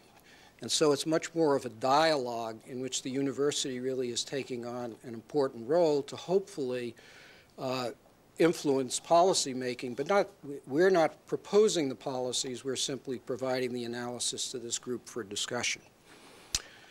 Well, Ron leads the Advanced Global Atmospheric Gases Experiment, in which the rates of increase of the concentrations of the trace gases involved in the greenhouse effect and ozone depletion have been measured continuously over the global environment since 1978. He's pioneering the use of inverse methods, which use such measurements to determine trace gas emissions and understand atmospheric chemical processes. Dr. Prin is a fellow of the American Geophysical Union, a 1981 recipient of the AGU's, not sure I'll get this right, McIlwain Medal, and the 84 Vernadeschi Memorial Lecturer of the USSR Academy of Sciences. He served as chair for atmospheric and hydrospheric sciences of the American Association for the Advancement of Science, inaugural chair of the International Global Atmospheric Chemistry Project, and chair of the National Research Council Committee on Earth Sciences. And we have, I am told, a special treat at the end of Ron's presentation, which we'll find out more about. So let me turn this now over to our first speaker.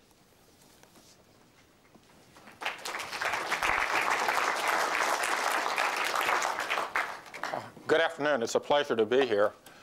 When I first found out about this conference several months ago, I was very interested in attending this conference because over the last 20 years or so, I've been involved in a series of policy issues. I did leave out one part of my biography that I actually worked at the Office of Technology Assessment under Jack Gibbons and produced a report on world petroleum availability that, almost succeeded in getting the organization eliminated in 1980 since it got published during the Reagan election campaign win.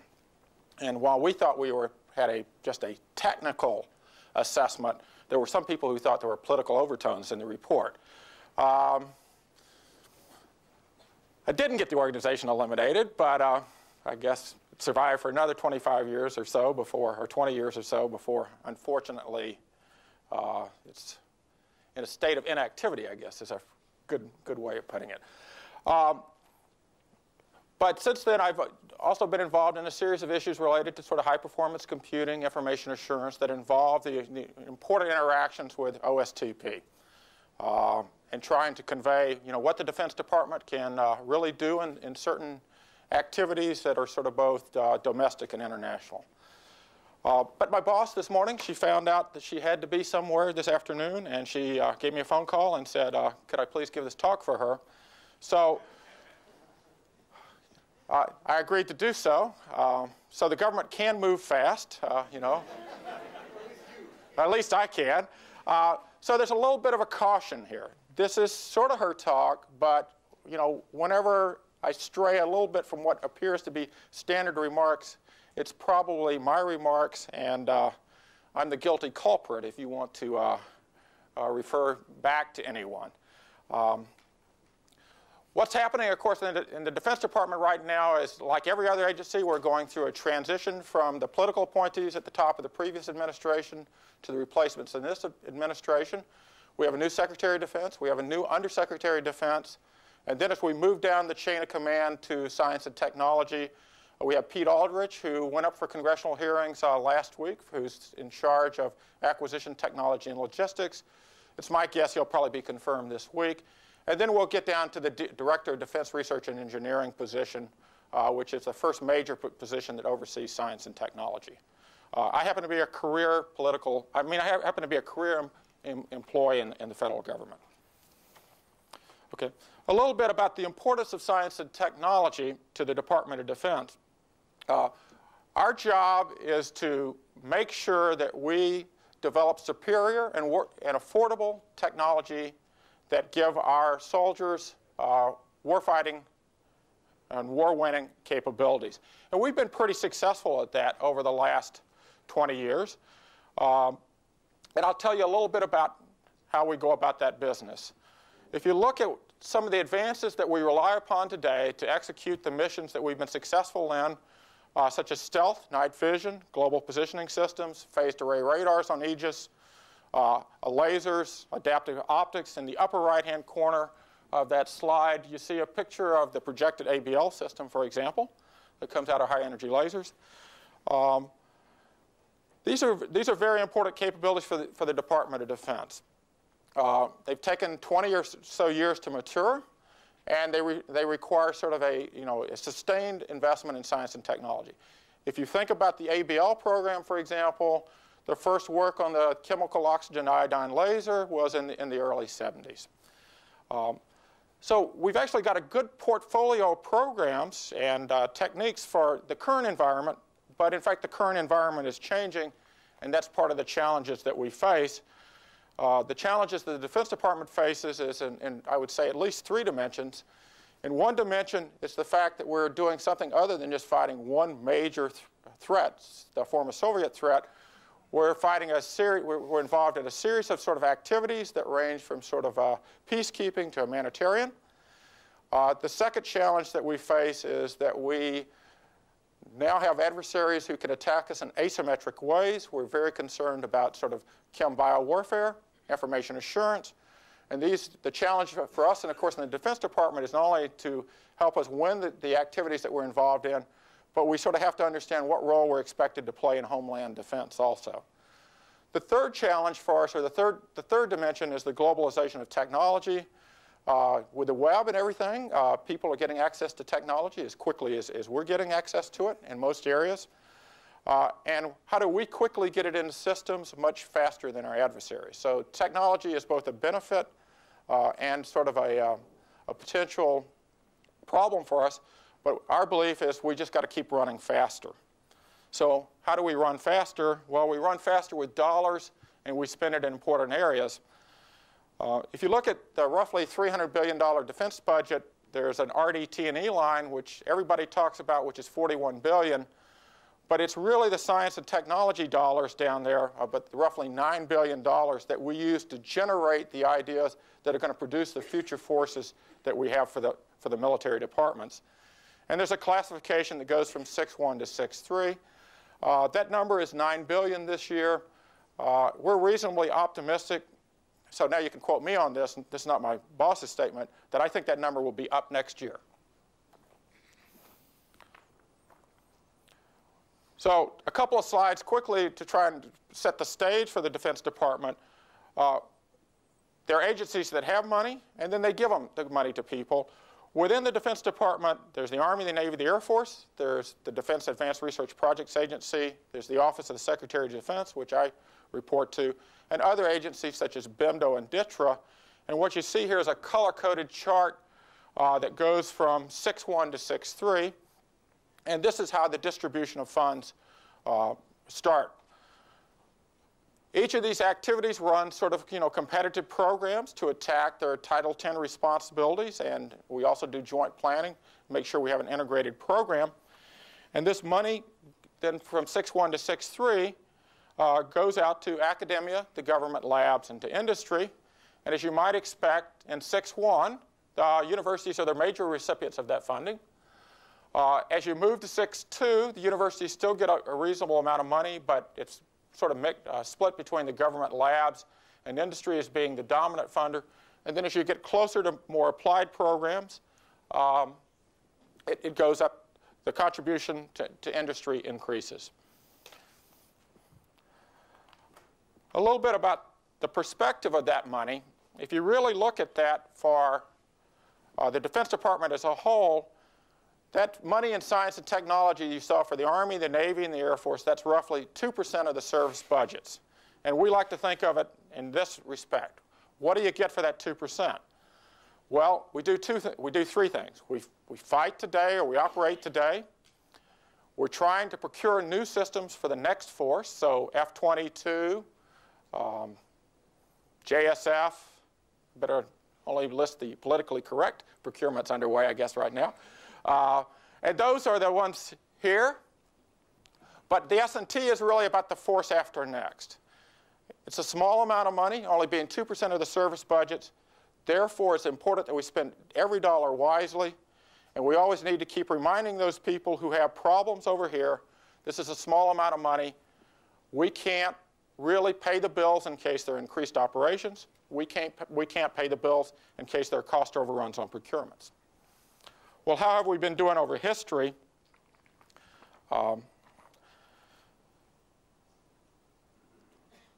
Well, not a slide I wanted to show, but I think we're doing okay in 01.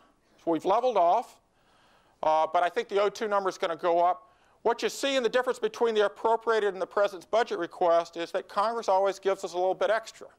A lot of times that's in programs that we really want. Sometimes it's, well, I think we'd rather have a little bit more flexibility in the dollars. Okay. One last slide about budgets. We always put this slide up. To me, this is a slightly depressing budget for one service, which shows you that 12 years ago in the late 80s, the Air Force was the leading service in investing in science and technology. And as you can see now, it's third. So what are the challenges that face us, and what are we trying to do about it? We're a big believer in basic research. We're always worried about the generation of new ideas, especially in this era for which we seem to have some supremacy, and we really need to make sure that we're generating new talent. I mean, we have the same concerns that Dr. Colwell has, and we have strong educational programs and support for postdocs, but we need to keep that pipeline full. We're responding to some really hard problems today. So as you think about attacking things from the more applied side, I would say the three challenges for us today that are significant are chem biological defense, information assurance, how do you protect your networks, how do you ensure that the commercial software that you buy from somebody really is going to work as intended. And as we've sort of won the ability in certain areas to be able to attack our adversaries, what they've done is they've gone really underground on us. They've gone a lot of facilities we'd like to get at, from chem bio to other. They're either deep underground or they're in tunnels. And so we have a real challenge about trying to figure out how to find those targets, characterize those targets, and come up with mechanisms for attacking those targets. And there's a lot of science and technology involved in that arena. We're pursuing some revolutionary capabilities. I'll just list three here. We're very interested in high-energy lasers for the ABL and other activities. Perhaps instead of electric drive, that should say electric technologies in general for both unmanned vehicles as well as sort of other high-power applications. And we really think the time is ripe to sort of pursue robotics, both in the air, the ground, and the sea. In that regard, I would like to say that, the Army, for example, didn't make it to Kosovo. And so they were advised that, you really are supposed to show up in the first 30, 60, 90 days. And so the Army is undergoing a major transformation. They have a series of sort of contracts, grants and contracts under. How do we become lighter? How do we actually get somewhere in time? And so I think you're going to see a big change in the way the Army is planning to fight in the future. And then we have, not everything is revolutionary. You really got to sustain certain areas, high-performance computing, computing architectures, some areas that, in fact, I think we've let fall below the critical mass level. And I should say that in addition to technical issues, there's a range of non-technical issues. Sometimes you get excited about the fact the budget's going up one year, but you can't ever let your guard down because it might go back down the next year. We're producing a lot of technology. Our challenge, as I said earlier, is getting it into fielded systems. And we have a big problem with the S&T workforce. And for us, that's academia, as well as the government labs. How do we generate people? How do we hire people? So we have a lot of challenges, but I would like to conclude by saying science and technology is very critical for the Department of Defense. We take these challenges seriously because it's very important for us. Thank you.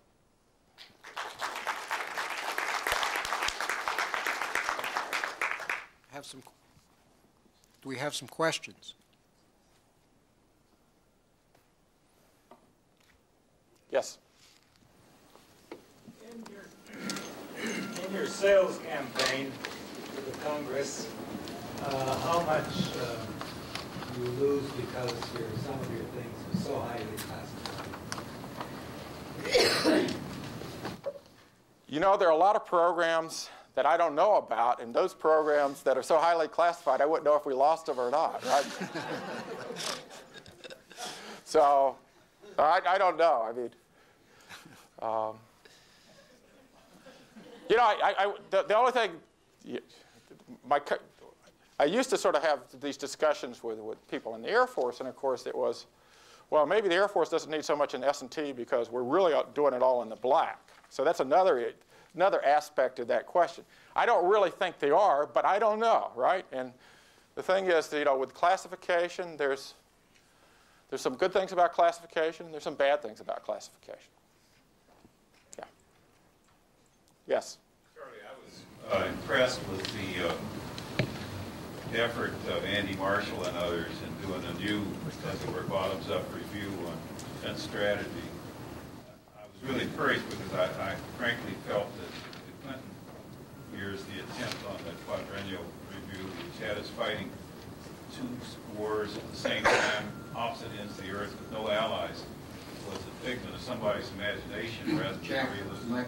Oh, a figment of imagination rather than someone's realistic estimate of a credible threat. What was the threat scenario used in this review, or can you talk about that yet? Well, you know, I'm not part of the Andy Marshall review. Like you, I'm still waiting to hear exactly the outcome of that review. It's not known within the DOE, even OSD, what's going on? I would say I would only answer that I personally do not know that. Okay. You have any idea when that's going to be? I mean, Andy Marshall works in the Office of the Secretary of Defense, so it's known within OSD at the highest levels, but I'm just not party to that. We'll take one final question. Gene? Yes. I'm just curious whether Mike, in the Gene. budget national missile defense is going to come out of your future S&T or whether it has to be an add-on. You mean, do I think it's going to come out of that $9 billion? If you're asking me, okay, for an unofficial statement, I don't think the S&T, the current S&T budget is going to pay for NMD. Okay, thank you very much. Phil? You want to switch mics?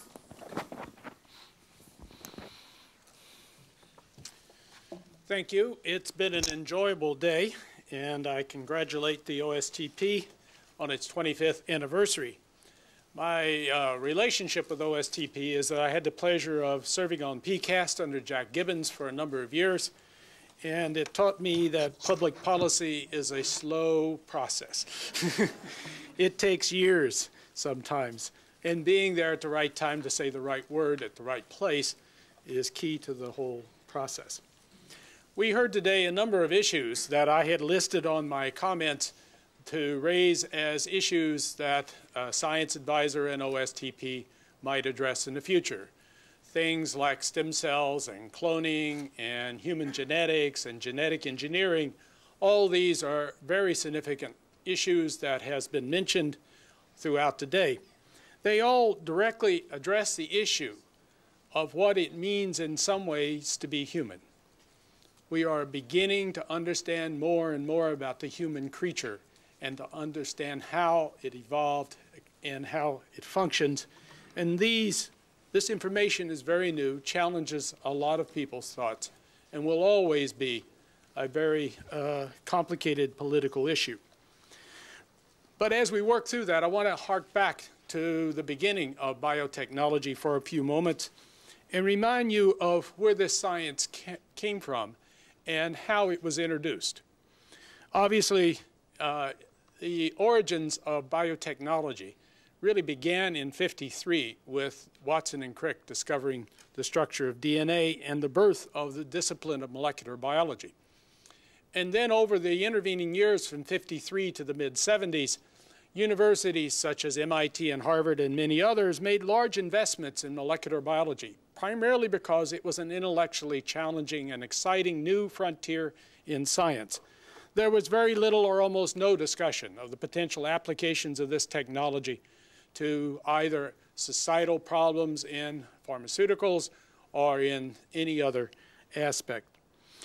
And then in mid-70s, there was this discovery of recombinant DNA, the ability to genetically engineer DNA, join DNA together, and the scientific community stepped back at that moment in the mid-70s and said, let's debate this issue.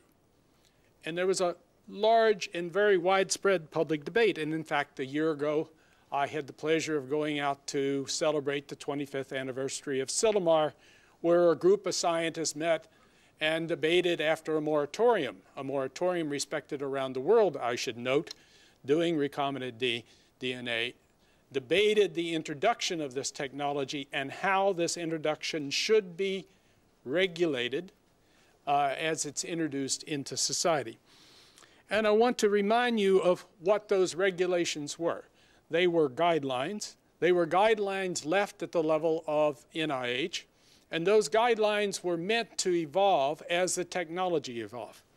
And through this very public process, we gained the confidence both of the country and of the city of Cambridge, ultimately, to begin this research. And this was painful. Believe me, this was painful for a young scientist such as myself who just arrived at MIT, who wanted nothing more than to be left alone in a laboratory to exploit this wonderful technology for which I could explore the essence of what a human cell was like. But it was out of that public debate and out of that public response that we gained the confidence of the country to move forward, and we have embraced genetic engineering and recombinant DNA in this country as no other country has. And I believe it was this public process that achieved it. Now we're setting at a second revolution, a revolution that I would hearken back to being as great as the recombinant DNA revolution. And that revolution is being brought by the human genome sequence and the advent of large, massive sequencing. And this information is wedding in the most simplistic way biology and computation and informational sciences. And we are collecting massive amounts of information that we can then use as we come to each experiment and try to understand how biological systems both function in multi-gene analysis, systems biology, as well as how they arose in evolution. And this is a wonderful advance brought forth by public funding and in the very public sector. And I want to say one thing about this science. It needs to continue. After we sequence the human with this technology, we're just beginning. We need to sequence the mouse, and that's ongoing. We need to sequence the rat. But we need to sequence about all organisms. We need to sequence this plant. We need to sequence that flower. We need to sequence every agricultural crop. We need to sequence mosquitoes in Brazil. We need to sequence. And because we've learned that obtaining the sequence of a wide variety of organisms and comparing them is the most direct and powerful and cost-efficient way of understanding how biological systems function and how they arose in evolution. Now, the sequence itself of the human genome is not even close to being the end of this science of studying man. If you look at the initial publications which proposed 35,000 genes, I can tell you from detailed analysis of what a gene is like, we don't know how many genes are in the human genome. 35,000 is a good guess, but it could be something, depending on how you define a gene, as much larger, or it even could be more simple if you're looking at specific functions. So, and if we look at those 35,000 genes, we only know the function. We don't know the function at all of 42% of them. Of the other 58%, we know the general function, but not the specific function for most of them.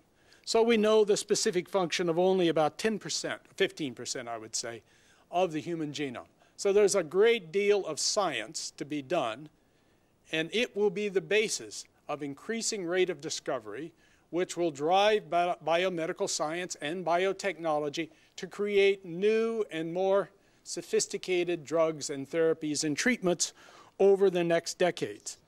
And then society is going to look at that technology and have to come to grips with the issue of how we deal with the cost of medical care.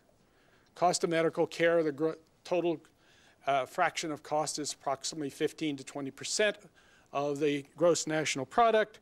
This new technology is going to drive it. There's going to be change to pharmaceuticals and less, maybe in hospitalization and changes in the whole process. And that, in essence, is going to be part of a political process that the country is going to have to decide how it's going to do it. However, new technology is coming, and the new technology will drive this change, and that is mostly biomedical science. Now, behind this human genome sequence is human genetics, and it will be the most direct and immediate impact of having the sequence. We will have rapid advances in human genetics to both diagnose and then predict the treatment of diseases. But as you well know, and has been mentioned several times, the application and distribution of human genetic information across society is a major issue, dealing with genetic privacy, informed consent in terms of attaining the genetic material of individuals, disclosure of genetic information, job discrimination, and insurance coverage. All these issues are very important, have to be dealt with in a political and societal means, and we heard today from Harold and others about this as policy issues. I only want to raise one little sector of this. It's how you draft those regulations is going to impact on how this science advances. So you have to remember as you draft these regulations that the science is going to change. The power of science changes much more rapidly than you anticipate. What is one issue today is another issue tomorrow. And if you have to go to Congress to change laws or rules, it's a very slow process. So when possible, that should be incremental in any way that you can make it. Now, as we've heard today, and I just want to reiterate the statement, being a biologist, it has been a fantastic vote of confidence in my science in the doubling of the NIH budget. But I have to echo the words that others have said as to how important it is for biological science that research monies in math, physics, chemistry, and engineering is also increased. One of the major limitations now in biotechnology is actually production of these very large complicated biological molecules, fermentation tanks, facilities that cost hundreds of $millions to put together. It is actually limiting for some therapeutics now to produce them with technology. And it is engineers and process scientists who know how to do this and are needed in that technology. In the area of imaging and the human brain, if I could image activity in the human brain at the level of a single cell in the time resolution of a millisecond, I could give you fundamental advances in how the human brain processes information that I am certain will lead to treatment and control of diseases that we can't treat now and are tragic in terms of the humanity of specific people. And that advance is directly dependent upon engineering, physics, and chemistry, because that's where the science has to come from that'll make ultimately that type of advance. I want to say one thing about stem cells, which have been mentioned here many times before. And that is that stem cell research is one of the more exciting frontiers developing in human physiology. I have seen publications of people who have been able to use stem cells to regenerate liver. I've seen publications of stem cells regenerating muscle. I've seen publications of stem cells taken from humans, put into mouse, and regenerating in mouse what looks like neurons. Now, you may ask, why would a scientist put a stem cell of a human into a mouse and generate neurons? Are they asking for trouble? No.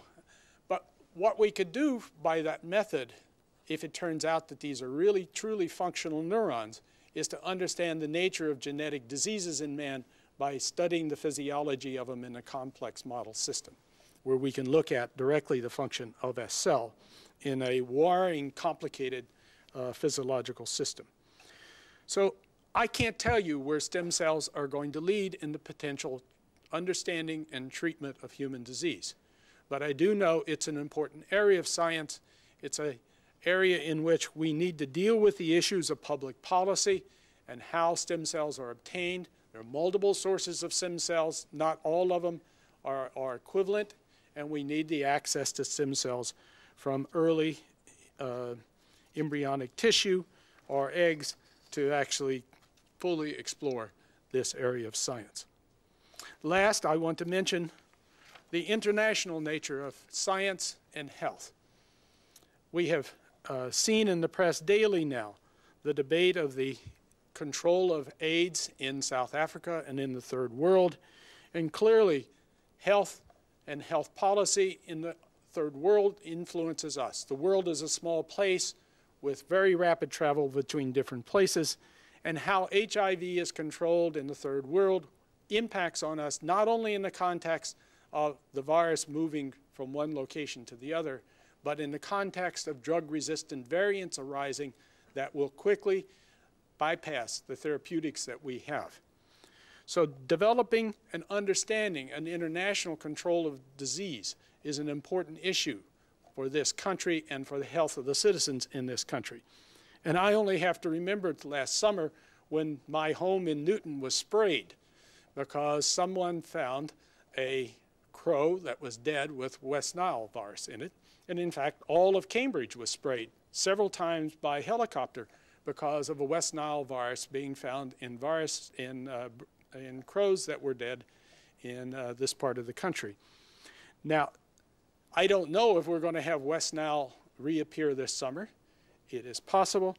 But in essence, this is a small world, and we need to deal with diseases in an international way. And I want to end with one statement about this.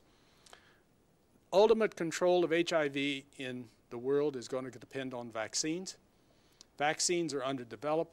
It should shortly be, hopefully, possible to develop a vaccine against HIV, and as soon as we have a vaccine against HIV, which will have to be developed in some way, tested in Third World as well as the US, we're going to have a policy of how to distribute that vaccine in the Third World.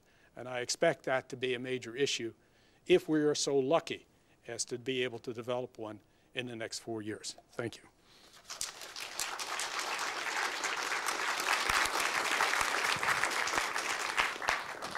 Thanks, Phil. Questions? Yes.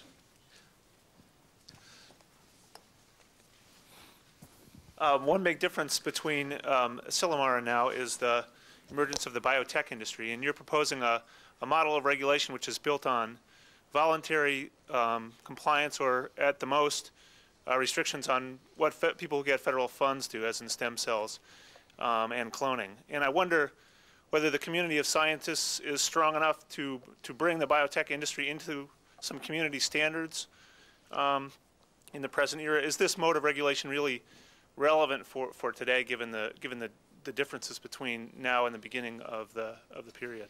I want to make two statements. Maybe I was not clear. One of the take-home messages from my comments about recombinant DNA and the introduction of it is that it is healthy for wide public debate. So in GMO organisms, what we missed in the last 15 years is a wide public debate of how those organisms were used. So I think the public debate is the only way to reach consensus. Second, I'll say for the biotech and the pharmaceutical industry, there is nothing that shakes one of the executives in those industries as much as the prospect of litigation. So if there is a public policy that says we do not do X, I can almost guarantee you that in the private sector related to that, X will not be done because of this issue. So in the pharmaceutical industries that depend upon, obviously, societal support through the stock market and other means. I cannot say what the response would be in other private organizations that might be much smaller and more entrepreneurial. But I don't believe in large pharmaceuticals. If there was a public policy that was uniformly recommended, that they would bridge that.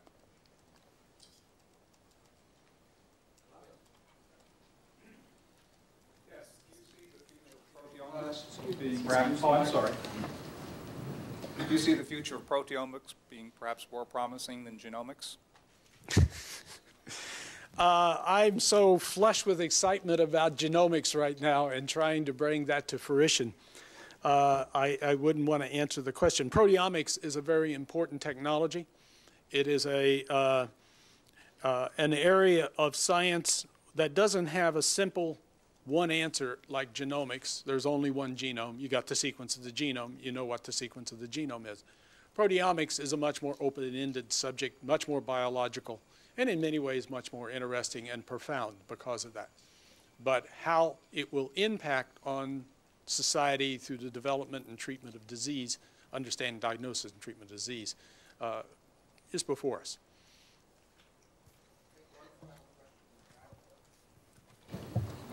Hi. So if biotechnology is essentially sort of the mix between engineering and medicine, what was being discussed before in terms of engineering ethics and its relation to medicine, when it comes to something like an HIV vaccine, in context of, let's say, $1 trillion tax cut, what do you think that debate will look like in terms of current pharmaceutical policy and general societal feeling towards helping people in the third world with diseases we know how to cure already?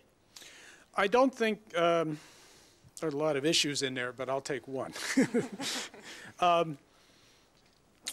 Biotechnology and a large number of pharmaceutical companies are making large investments in how to develop an HIV vaccine. And that's wonderful. I would love to have, and the society needs an HIV vaccine.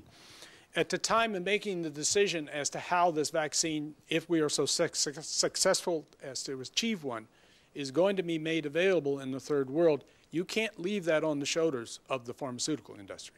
That's going to have to be a participation by a broader society who is also going to invest in some ways in doing that, because it's just something that a subset of the whole sector of society would not be able to do. It's a broader question, and we're going to have to develop a national consensus that that's important for national health.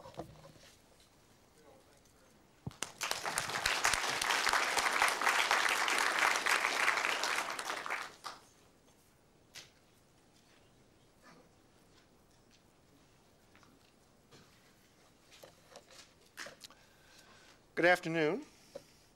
So it's getting late in the day, and I have 15 minutes to say something new and interesting about the internet, which is a bit of a challenge since I think all known pundits have tried to do exactly the same thing. Sort of a worn-out topic, but I'll try. I note that the OSTP and the internet are about the same age. If you want to make the internet look older, you can tack the ARPANET years onto the beginning, but basically what I call real internet data started flowing sometime around the mid-1970s, and so that's only about 25 years. There's a rather astonishing amount of stuff that's happened. It doesn't seem that long ago, although from a personal perspective, I got my PhD in 1973, so I guess it's been my whole career. Sort of time flies when you're having fun kind of a situation. We spent the 70s basically just getting the basic structure right. I like to remind people how little we knew in the 1970s. We didn't even have the experience back then or the confidence to believe we could write down a specification such that if two people then went off and wrote some code based on that specification, that the resulting systems would talk to each other. Unless you can do that, you can't build an open system. And there was a lot of doubt that we could actually build it. Today it seems sort of obvious, but in fact it wasn't until it was proved. And that was sort of the 1970s of the internet era. So what happened in the 1980s was we dealt with the problem of getting big. And Bill talked about, well, there's the classic engineer. First you specify, and then you design, and you build, and you test. Well, the internet ain't that. The internet's the classic example of a system that was hardly ever designed and will never get done building it. We've been doing remedial engineering of a sort that sometimes we're proud of and sometimes we hide for about 24 years. What happened in the 1980s is people figured out some of the original design decisions wouldn't scale. For example, in the beginning, we named computers in a very simple way. They had names like MIT-1, MIT-2, MIT-3, and that was it. Okay. Well, it doesn't scale to, say, 100 million computers.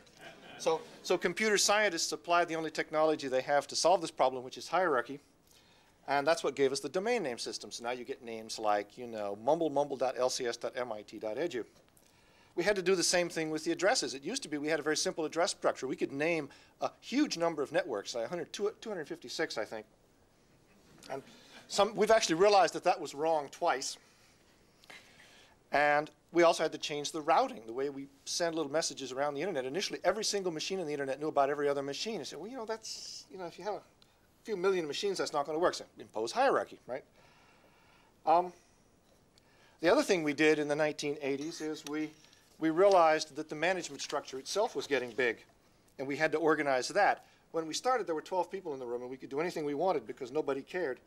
And sometime in the 80s, there was a watershed meeting. We held a meeting, and 100 people came, and we basically said, oh, gosh. You know, unless we do something, we're going to die.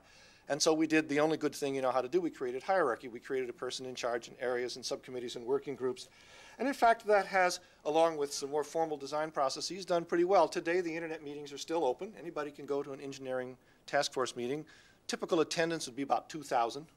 Most people find it a little overwhelming, but you can come. The other thing that happened in the 80s, in the late 80s, something happened that was important to me personally. I was asked to be on a study committee of the Computer Science and Telecommunications Board, which is part of the National Academies down in Washington. It was actually one of the first studies that the academies, that the CSTB released. It was called Toward a National Research Network. And it was the encouragement to the National Science Foundation to build up the network that became the NSFnet. There was originally one built out of, I hate to remind people, 56 kilobit links. Our national links in the beginning were the speed you can get today out of a dial-up modem. And that went to T1, which is a megabit and a half, and then it went to DS3. And it was only in 1988 that the advice to the NSF that this was a good thing and they should keep doing it came out of the CSTB. It was also a milestone for me because it represented an opportunity to get exposed to people, not all of whom were pure techies. I met the board director, a woman named Marjorie Blumenthal, who basically beat me up and persuaded me it was appropriate to talk to economists and lawyers and social advocates and policymakers. And this was quite a revelation to me. I actually ended up working on a series of internet studies for the board. Those are interesting checkpoints. How did we think about this at various times in the distant past that we can no longer remember, like 6 years ago? So if the 80s were the decade of getting big, the 90s were the decade of commercialization.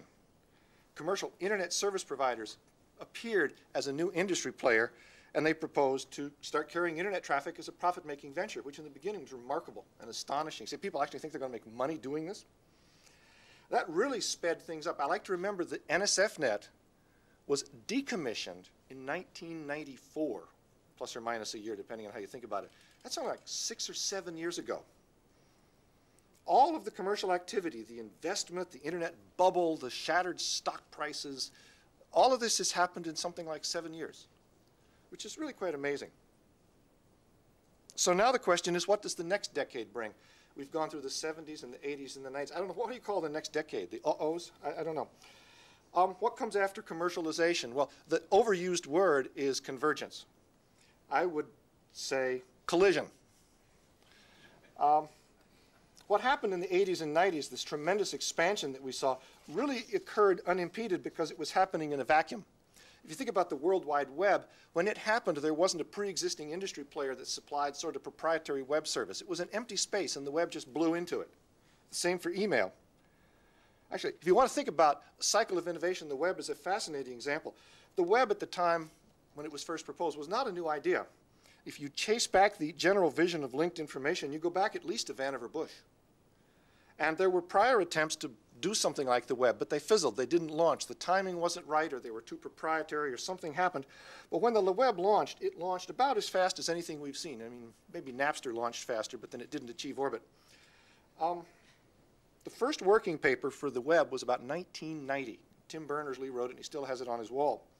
So that's almost, you know, it's not quite 11 years from very first concept to what we see today. I find that astonishing, too. But at the same time, it's an anomaly because, as I say, these things happened in the vacuum.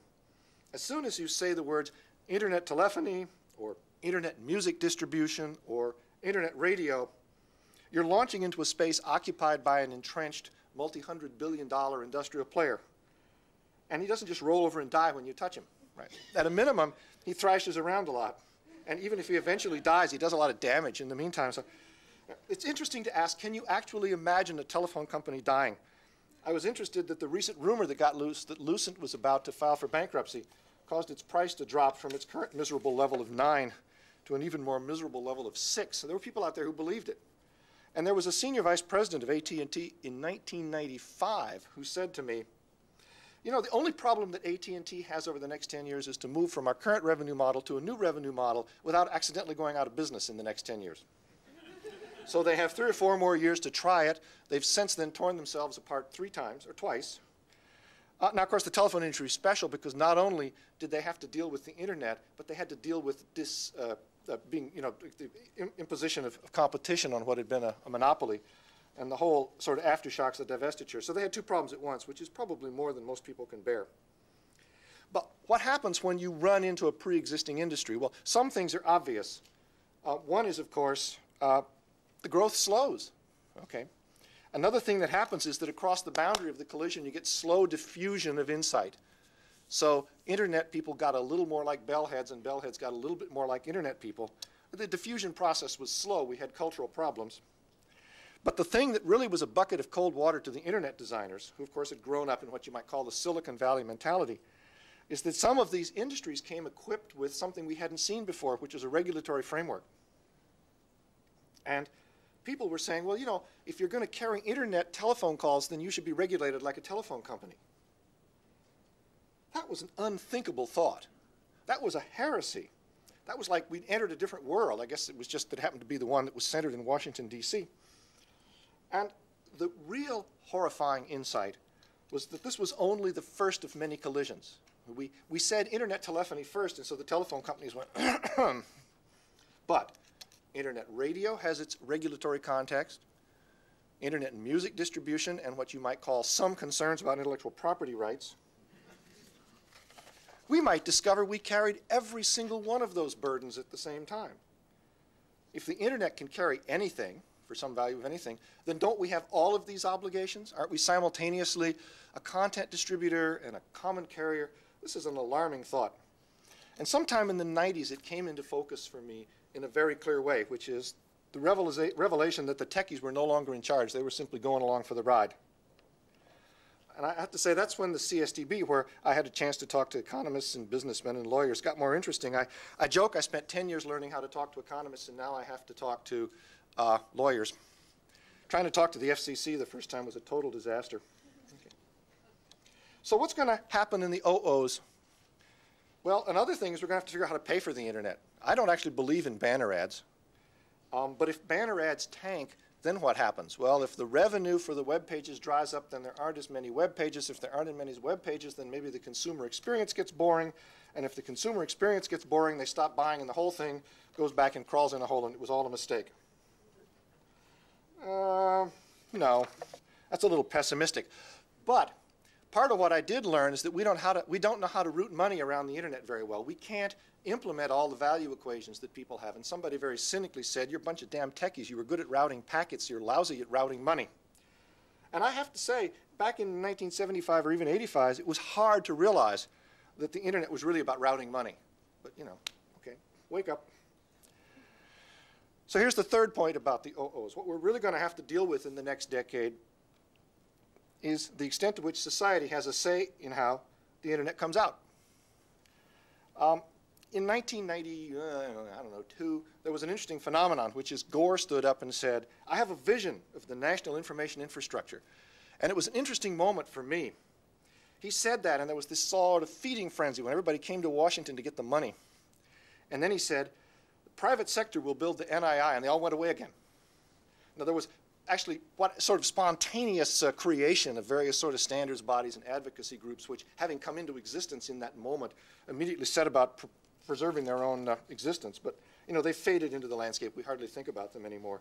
But what I learned is that a vision is a dangerous thing, especially to the private sector. The private sector sort of explores the world by experimenting in all directions, and if you survive, you get to play again. And a vision tilts the playing field. And what happens if I tilt the playing field against you? Well, it's completely unacceptable. So a vision is a very dangerous thing. So what really happened right then, to a significant extent, is that where we is some value, the government representing society or the internet leaders who suddenly realized we no longer had a mandate to lead, we took our hands off the controls and the internet sort of drifted.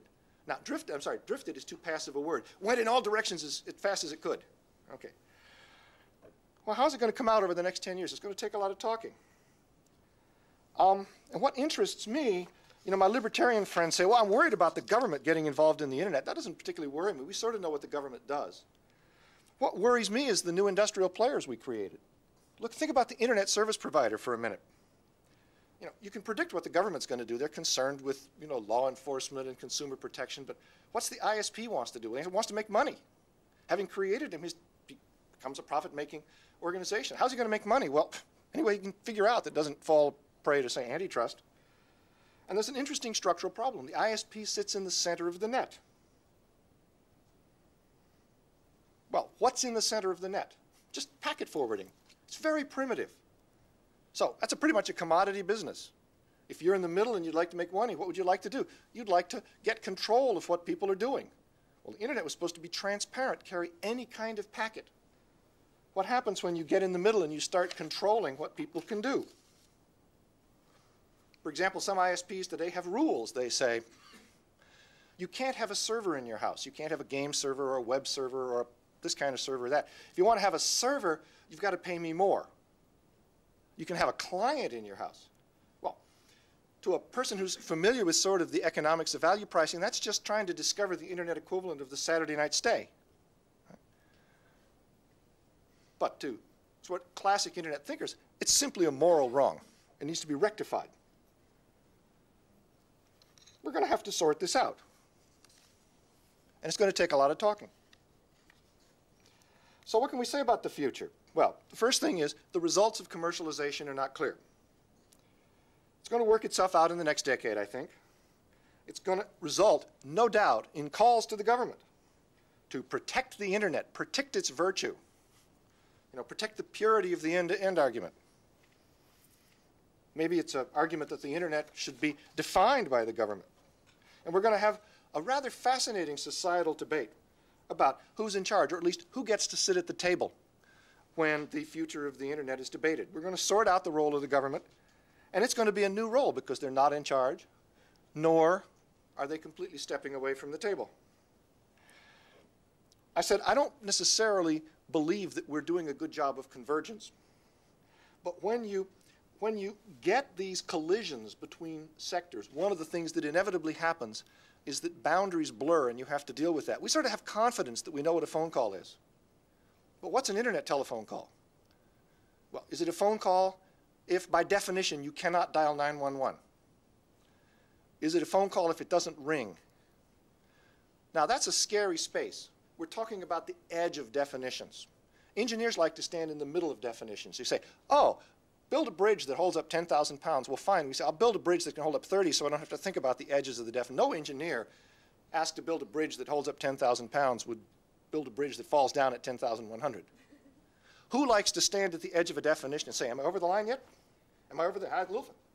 He's called a lawyer. Yeah. Lawyers like the edges of definitions, right? And judges, why do we call them judgment? They make judgment. They picked the job of standing on a slippery slope, right? So all of a sudden we're going to have lawyers telling us what is and is not internet radio, what is and is not an internet telephone call. Okay.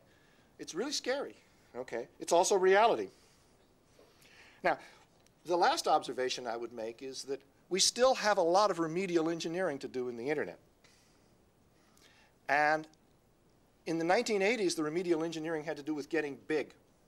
In the 90s, the remedial engineering had to do with the fact that commercialization raised some special problems. In the 00s, the remedial engineering will have to do with addressing some serious social issues. And this brings me back to the space that Dan Hastings was talking about, because I go to some of my colleagues and I say, here's a good, hard, technical problem. And they say, but that's just a social issue. I don't want to work on that. We have a cultural, something broken in our collective culture. Okay.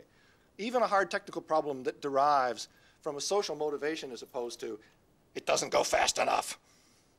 We should stop being a speed-centered discipline. Somehow seems less exciting, credible, hard. We have to get over that. And of course, the other thing we have to do in the 00s is figure out how to pay for it.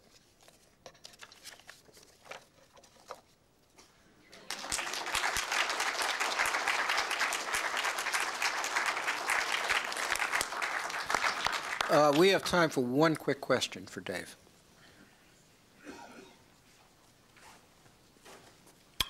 Okay. I detect there are no quick questions.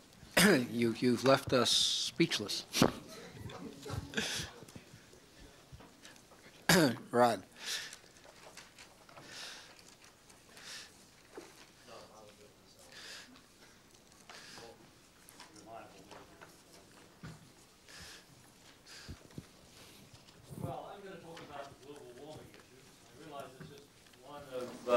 Many environmental issues that face us. But I think it provides a good paradigm of the difficulty in translating scientific research into a form that can be understood by the public.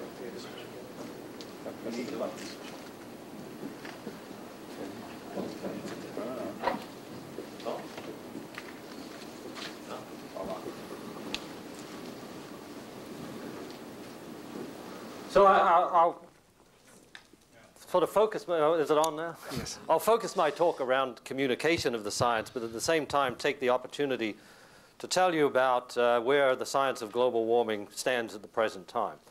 Now, there are a variety of ways in which people have tried to communicate global warming, and here's a recent example, which is useful. I think that it probably made people buy this particular issue of Time magazine, at least to find out what was going on. However, if you look at this and you decide, you know, it's a frying pan with an egg in it, and some people may get deeply worried about that we're frying the Earth, which is clearly a very wrong depiction of what global warming is about. At the same time, if you like fried eggs, you might conclude that global warming is good. So that's an attempt, and maybe it has some success. Another way to do it, which I've used many times, is to use simple cartoons. And this is an example of one of them. Schematic of the greenhouse issue. And this can be useful. I use this to make the point that the greenhouse effect is real. Despite what you may hear sometimes, the greenhouse effect is a real effect. On the left-hand side here, it's a reasonable place to start because we're talking about human activity. Anthropogenic is a fancy word for human activity. Anthropogenic and natural sources of greenhouse gases and also aerosols, which I'll say something briefly about. We are adding these into the atmosphere, and then there are various natural sinks for these chemical compounds, these gases and these particles in the atmosphere. Now, these gases have the important property that they absorb infrared radiation that radiates off from the surface of the planet. The planet can radiate energy to space to make up for the input of energy from the sun, and if it does that in equal amounts, then it can remain in an equable and fairly equilibrium climate.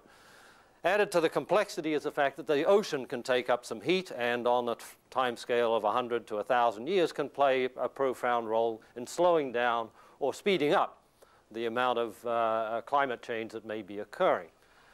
Aerosols add a complexity. Man-made aerosols, in fact, reflect sunlight to space, and that's the point of the little piece of the cartoon on your left-hand side.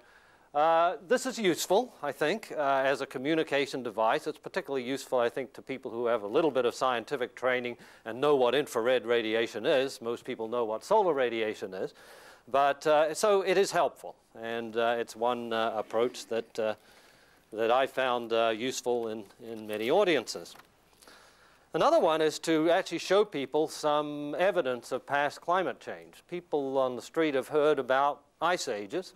So another way is to sneak in some science by showing them a long-term record of the ice ages. I hope this projects reasonably well at the back. But on the left-hand side of this diagram is today, and on the right-hand side is 400,000 years ago. This information comes from drilling into the Vostok area of Antarctica. The uppermost curve is the trace of carbon dioxide levels in the ice core going back to 400,000 years ago. The middle curve, the red curve, is the temperature derived from the ice core, and the lower curve is methane concentrations derived from the ice core. And this is a good way of telling people first that carbon dioxide and methane are greenhouse gases, and for them to notice something, that there's a very strong correlation going back 400,000 years between levels of methane and carbon dioxide and temperature, such that the higher the levels of these greenhouse gases, the higher the temperature. I should interject that you can't explain these climate changes by these relatively small changes in the greenhouse gases, but at least this tells the scientists there's a positive feedback here, that if you do warm the world a bit, you get more methane and carbon dioxide. That's worrisome. Climate scientists do not like to discover positive feedbacks, but they exist in the system. So this tells you that the greenhouse gases are certainly active, and that climate does change. And of course, the cool times, the dips in these curves, are the various ice ages. And you go back through time, and you see that we've had a variety of ice ages. This is the most recent. Then we had the very warm period of the Eemian, another ice age, another warm interglacial, an ice age, a warm interglacial, and so on. Of course, the human influence on this diagram is very small. We're just existing here at the point here of the very beginning of this plot on the left-hand side. So this doesn't tell us about the human influence, but at least it might help convince the person on the street that climate does change, that it is not a constant. So then to talk about things closer to the present day, it's useful then to look at some reconstructions of temperature change. And I want to go to the one on the bottom first that says the past 1,000 years. So now we're getting a closer and closer focus on to today's times. This goes from the year 1000 to the year 2000. And the blue curve that you see there with the sort of light blue shading around it is an attempt to reconstruct temperatures from a variety of proxy approaches, from tree rings, corals, ice cores. Of these, probably the ice cores are the most reliable, and those are the ones that provided the record that I just showed you on the previous graph. If you believe the central estimates here, you'd say, well, the world was cooling a very small amount, but clearly what's happened in the last 150 years is that we are rising way out beyond this range of variability that we saw in the past 1,000 years, and we're way up here. Now, even if you are a skeptic, and you want to believe that, that the blue here, that I could start here and have the best estimate going from here over to here rather than in this direction, you would still reach the strong conclusion that we seem to be rising out of the noise of the system in the last 1,000 years. You can quibble the way these are reconstructed, but if you believe this information I've got in front of you, you do come to that conclusion. In other words, that the world really is warming up. Now, if you focus in the last 140 years and look at more detail, this is now dependent on the thermometer record. So these are direct measures of temperature. There are all sorts of difficulties in the thermometer record to do with spatial and temporal sampling biases, and you can imagine the southern hemisphere being poorly covered in the last century, vast parts of the ocean similarly. Nevertheless, this is an attempt, best attempt around to reconstruct what's gone on in the last 140 years. And again, you see through to the year 1900, it seems to have been rather constant between 1900 and 1945, a significant rise in temperature. 1945 to about 1970 or so, it actually cooled a little bit, and then 1970 onwards, significant warming. Now, there's a lot of research going on in the past 2 or 3 years in particular on trying to work out what fraction of this warming is due to human activity and what might be due to natural activity. And you can imagine for that, you've got to have some idea of how the natural system works, and that proves to be a problem in this research. But there's little doubt in my own mind that there is a human influence on climate, and it's evident in that warming sequence. I can't tell you what the percentage is. It might be only 10%, it might be 50%, but it's there. And you get that conclusion from looking at the pattern of the warming and seeing that there are patterns in the warming that what you might expect due to rising greenhouse gases. It still remains a matter of controversy about what the fraction of the warming we see. The warming is definitely there, but the fraction due to human influence is debated. So what do we do if we want to forecast into the future, if we're convinced that at least humans have some small influence on the system? In 1990, I was interested in this problem, but then I just quickly discovered something that had me worried, and that is to project climate into the future, I needed to know about human activity in the future, and then I had to go talk to economists. And Well, it happened. We got together, we got a group here together, and this is just a cartoon to show you the various elements of a global system model that we put together. There's an economic model up here, there's a climate model here, there's an ecosystem model here, and there's a model of natural emissions of various greenhouse gases over here. And you can see all the arrows going between them. This is a highly fed-back system, a great deal of complexity in each of these models, and each of the models has a great uncertainty.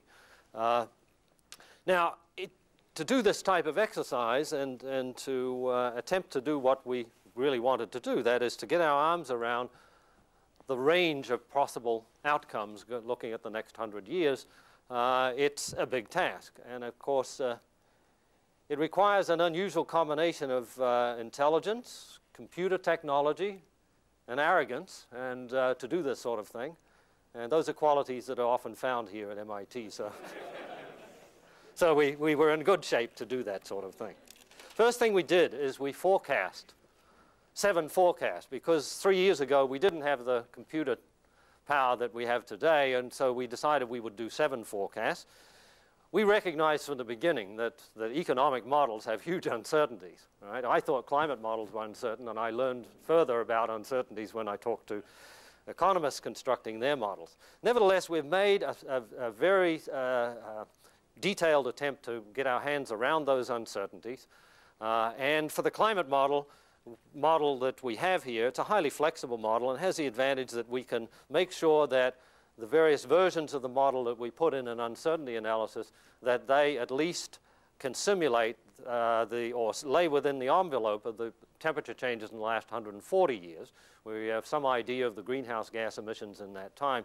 So we can test or make sure that the climate model versions that we use at least give a reasonable simulation of past climate.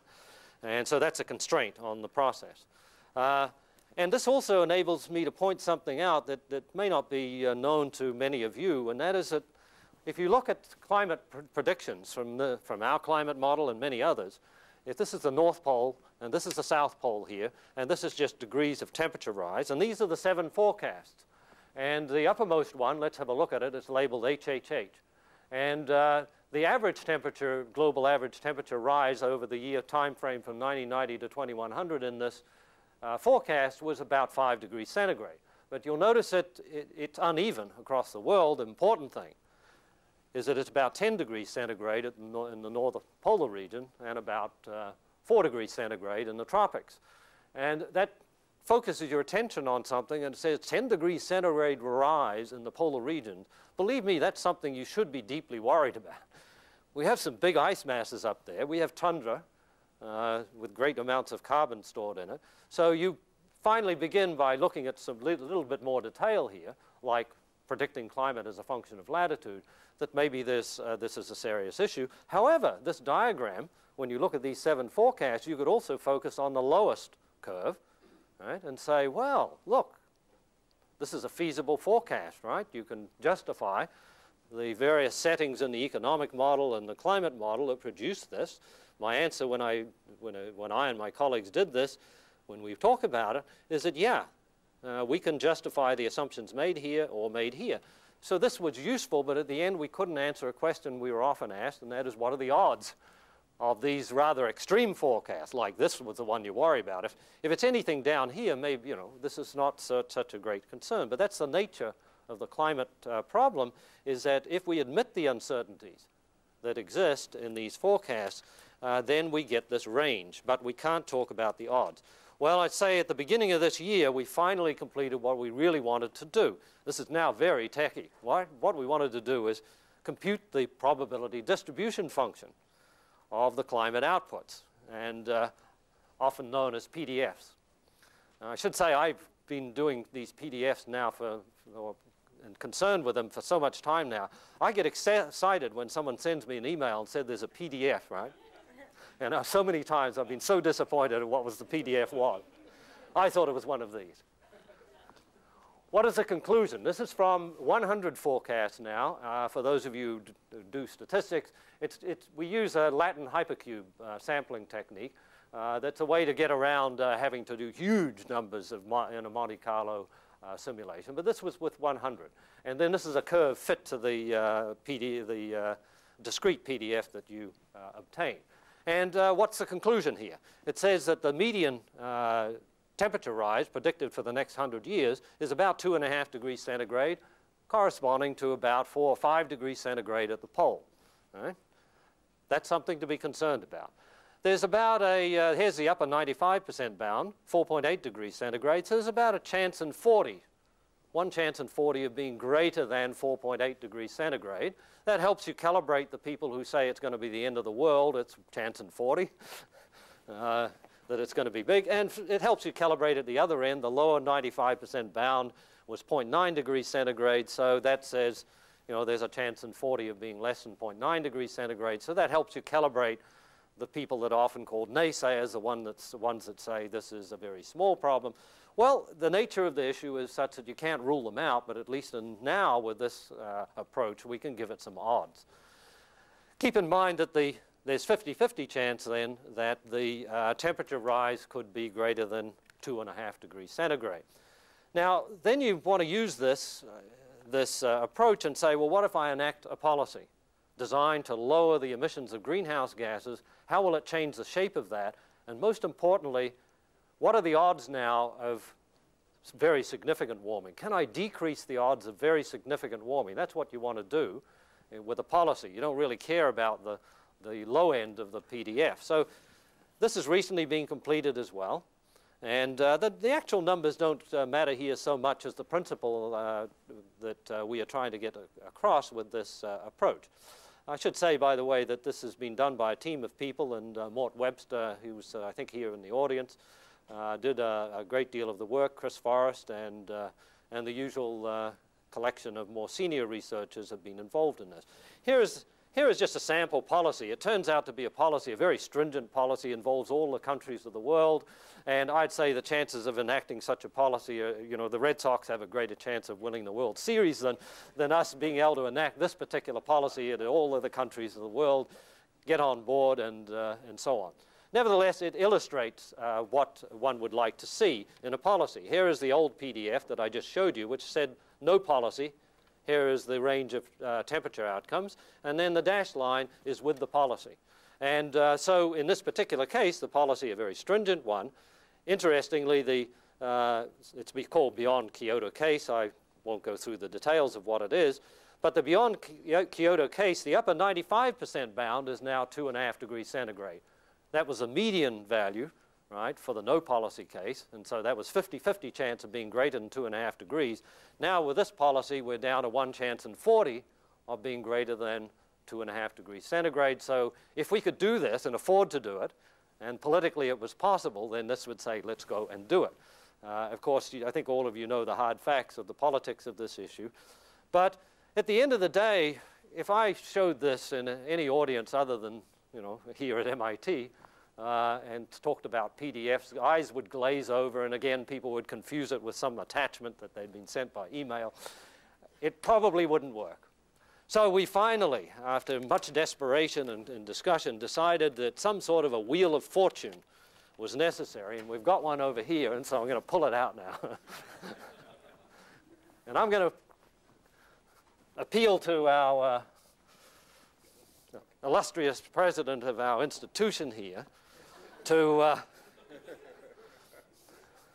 but before I do, I want to explain what he's going to do. So you realize the implications of this. Yes. There were a couple of no-shows, as you saw, and Vanna was one of them. And whatever happened, I don't know. Now, let's look at the wheel. The wheel has been set up now according to the probabilities, not of 100 forecasts, but now of 250 forecasts. So this is even more detail behind it, and greater accuracy in defining probabilities. But let's just look at the wheel first, and I want to go at the top here. I want you to focus on these two ones at the top. This sort of very dark red color here says greater than 8 degrees Fahrenheit. That's bad news. So if Chuck rolls this and it ends up here, that's bad news. And less than 2 degrees Fahrenheit means the naysayers are there. But the vast rest of this circle here is goes from 2 to 3, 3 to 4 degrees Fahrenheit, 4 to 5, 5 to 6, 6 to 7. You'll notice something I've done here. I switched units because another thing that's useless talking to the public about in the United States is degrees centigrade. Their eyes glaze over as well. So it's in Fahrenheit. Another important point to make here is a policy would shrink the greater than 8 degrees Fahrenheit and the 7 to 8. So these red colors here, a policy would shrink the size of these and increase the size of the blue, the green, and so on, because these are the lesser temperature rises, and that's what you'd want with a policy. And you see the effect of the policy would be to make it much less probable that Chuck is going to spin and land on the greater than 8 degrees Fahrenheit, which is clearly one we want to avoid. Right? So I think with that in mind, I'll just add that the world has one spin, right? Because we've already worked out the probabilities here. The probabilities have been worked out. So the world has one spin. If we don't do anything, this is it. This is the spin. So with that in mind, I want you to move over this side.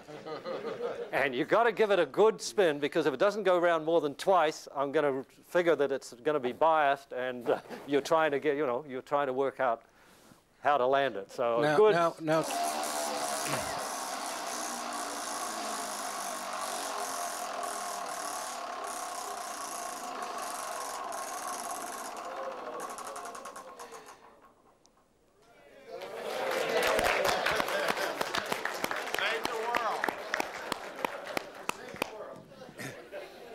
I have to remind you, the press is present. I can see the headline tomorrow, MIT.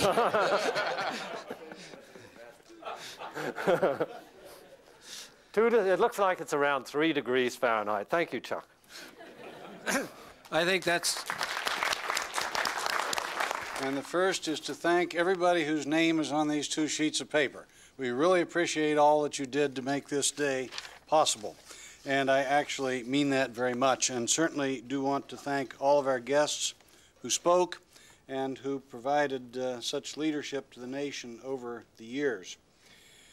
I was asked to say a few words to summarize today's discussions, and I took copious pages of notes, but I think I will spare you all of that, and I just wanted to walk through a few themes that I believe I heard pretty clearly during this day from our various speakers. And these are divided a little bit into those which have very directly to do with the functioning of the Presidential Science Advisor in the Office of Science and Technology Policy, and those that perhaps represent broader issues and challenges even than what goes on in that part of the executive branch of our government. And if you'll bear with me through that, I'm going to present a brief treatise on science and technology policy in which I promise to answer the most important question in science policy and tell you what the most important challenge is. So let's begin with some themes that I believe have been present today.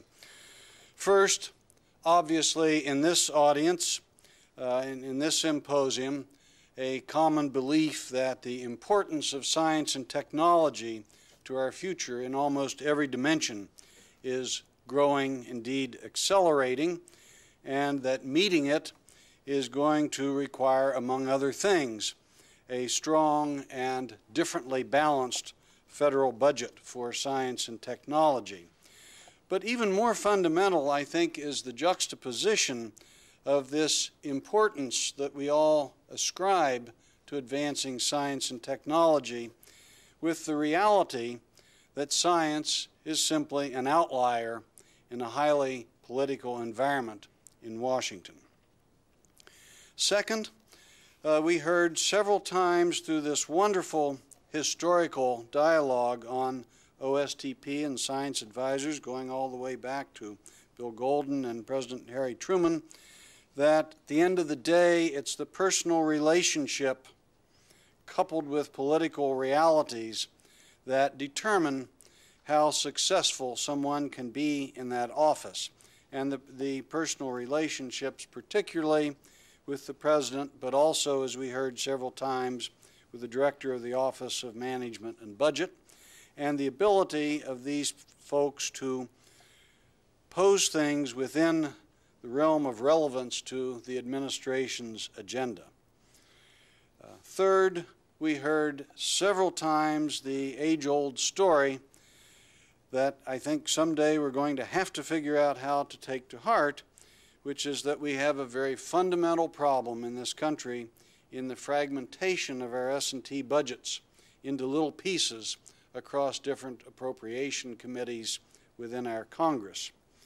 And also, I would put right alongside with that this very important term that was used of the perceived utility of science and technology, that people in Congress and indeed in much of the executive branch's enthusiasm for investment in science is going to be based on their perception of its utility. Not an easy thing for many of us to automatically accept, but undoubtedly a reality. It also seemed to me that there were some interesting drifts and oscillations that went through some of the historical talks, particularly the oscillation in different historical periods for the role of the science advisor between being in a position where there ended up being a single dominant issue and those who were able to deal with a much broader spectrum of S&T agenda items. And also we heard a bit about the drift in and out of science and technology policy over the years of the role of the private sector as opposed to just the role of the government and perhaps the government and coupled with academia. This wonderful term of the citizen scientist was used, and whether or not that term was used throughout the discussions, we heard over and over again that we must bring science to the government, that we must in fact be citizen scientists and explain the importance of what we do, how we do it, and what the consequences for good and ill of what we do are. We heard a plea a couple of times for something that I think many of us believe is just incredibly overlooked in this country, and that is a call for serious education R&D, or whatever terminology you want to use, that we have an industry that is, namely education, that's most arguably the most important societal function that we take on for our young people, and we invest something less than 0.1% of its value into really understanding how we learn and how we can improve teaching and learning.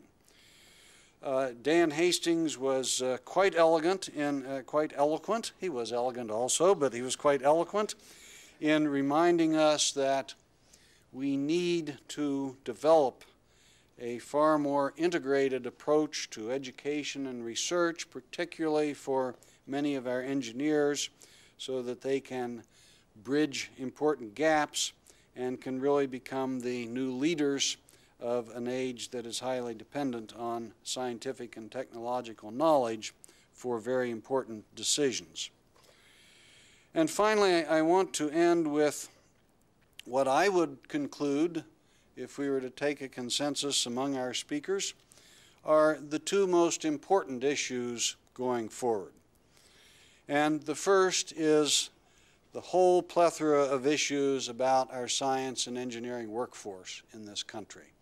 And I think I hardly need to expand on that because it was said so many times in so many different ways, but meeting the challenges of the scientific and engineering workforce, and as Jay Forrester reminded us, the effective and efficient use of that workforce is one of perhaps the two most dominant questions. And the final one, which we heard from many people, Phil Sharp this afternoon, many of the other speakers, and certainly in a quite wonderful and remarkable manner from Harold Shapiro over lunch, we must be much more cognizant than we have been of the set of moral and ethical issues that are raised in a period of incredible acceleration of scientific knowledge and technological capability, and that we must understand at a much deeper level the consequences of these advances for our society, and we must really internalize the way in which they affect people's anxieties, and we must respond to those through policy and through the way we carry on public dialogue. Now, since you all were good enough to sit through all of this, I wanted to end with pointing out this question or answer to a question and to pose a challenge. And we've had many people you've heard from today who have written entire erudite books on science and technology policy, but being an engineer, I'm quite a pragmatic fellow, and I've decided that the most important practical question in science and technology policy is how do you decide what research, what areas to fund with finite resources? And I think the answer is very simple. You come to great universities like this one and many others across the country, and you look around and you ask the really bright young people what they want to do. And that's where you ought to place your money. So that leaves us with the central challenge of science and technology policy. And I believe the grand challenge that more or less subsumes most of what we've talked about today is how do we connect what Congressman Porter referred to as the perceived utility of science to what these great young people want to do. With that, let me thank again all the participants and thank particularly the Sloan Foundation for its support that made this possible, and all the wonderful staff members from MIT and elsewhere who rolled up their sleeves and made this wonderful day possible for us. And Dan, again, thank you very much for your leadership, and also to Duncan Moore, who had to leave just a little bit ago, for conceiving the whole thing. Happy birthday, OSTP.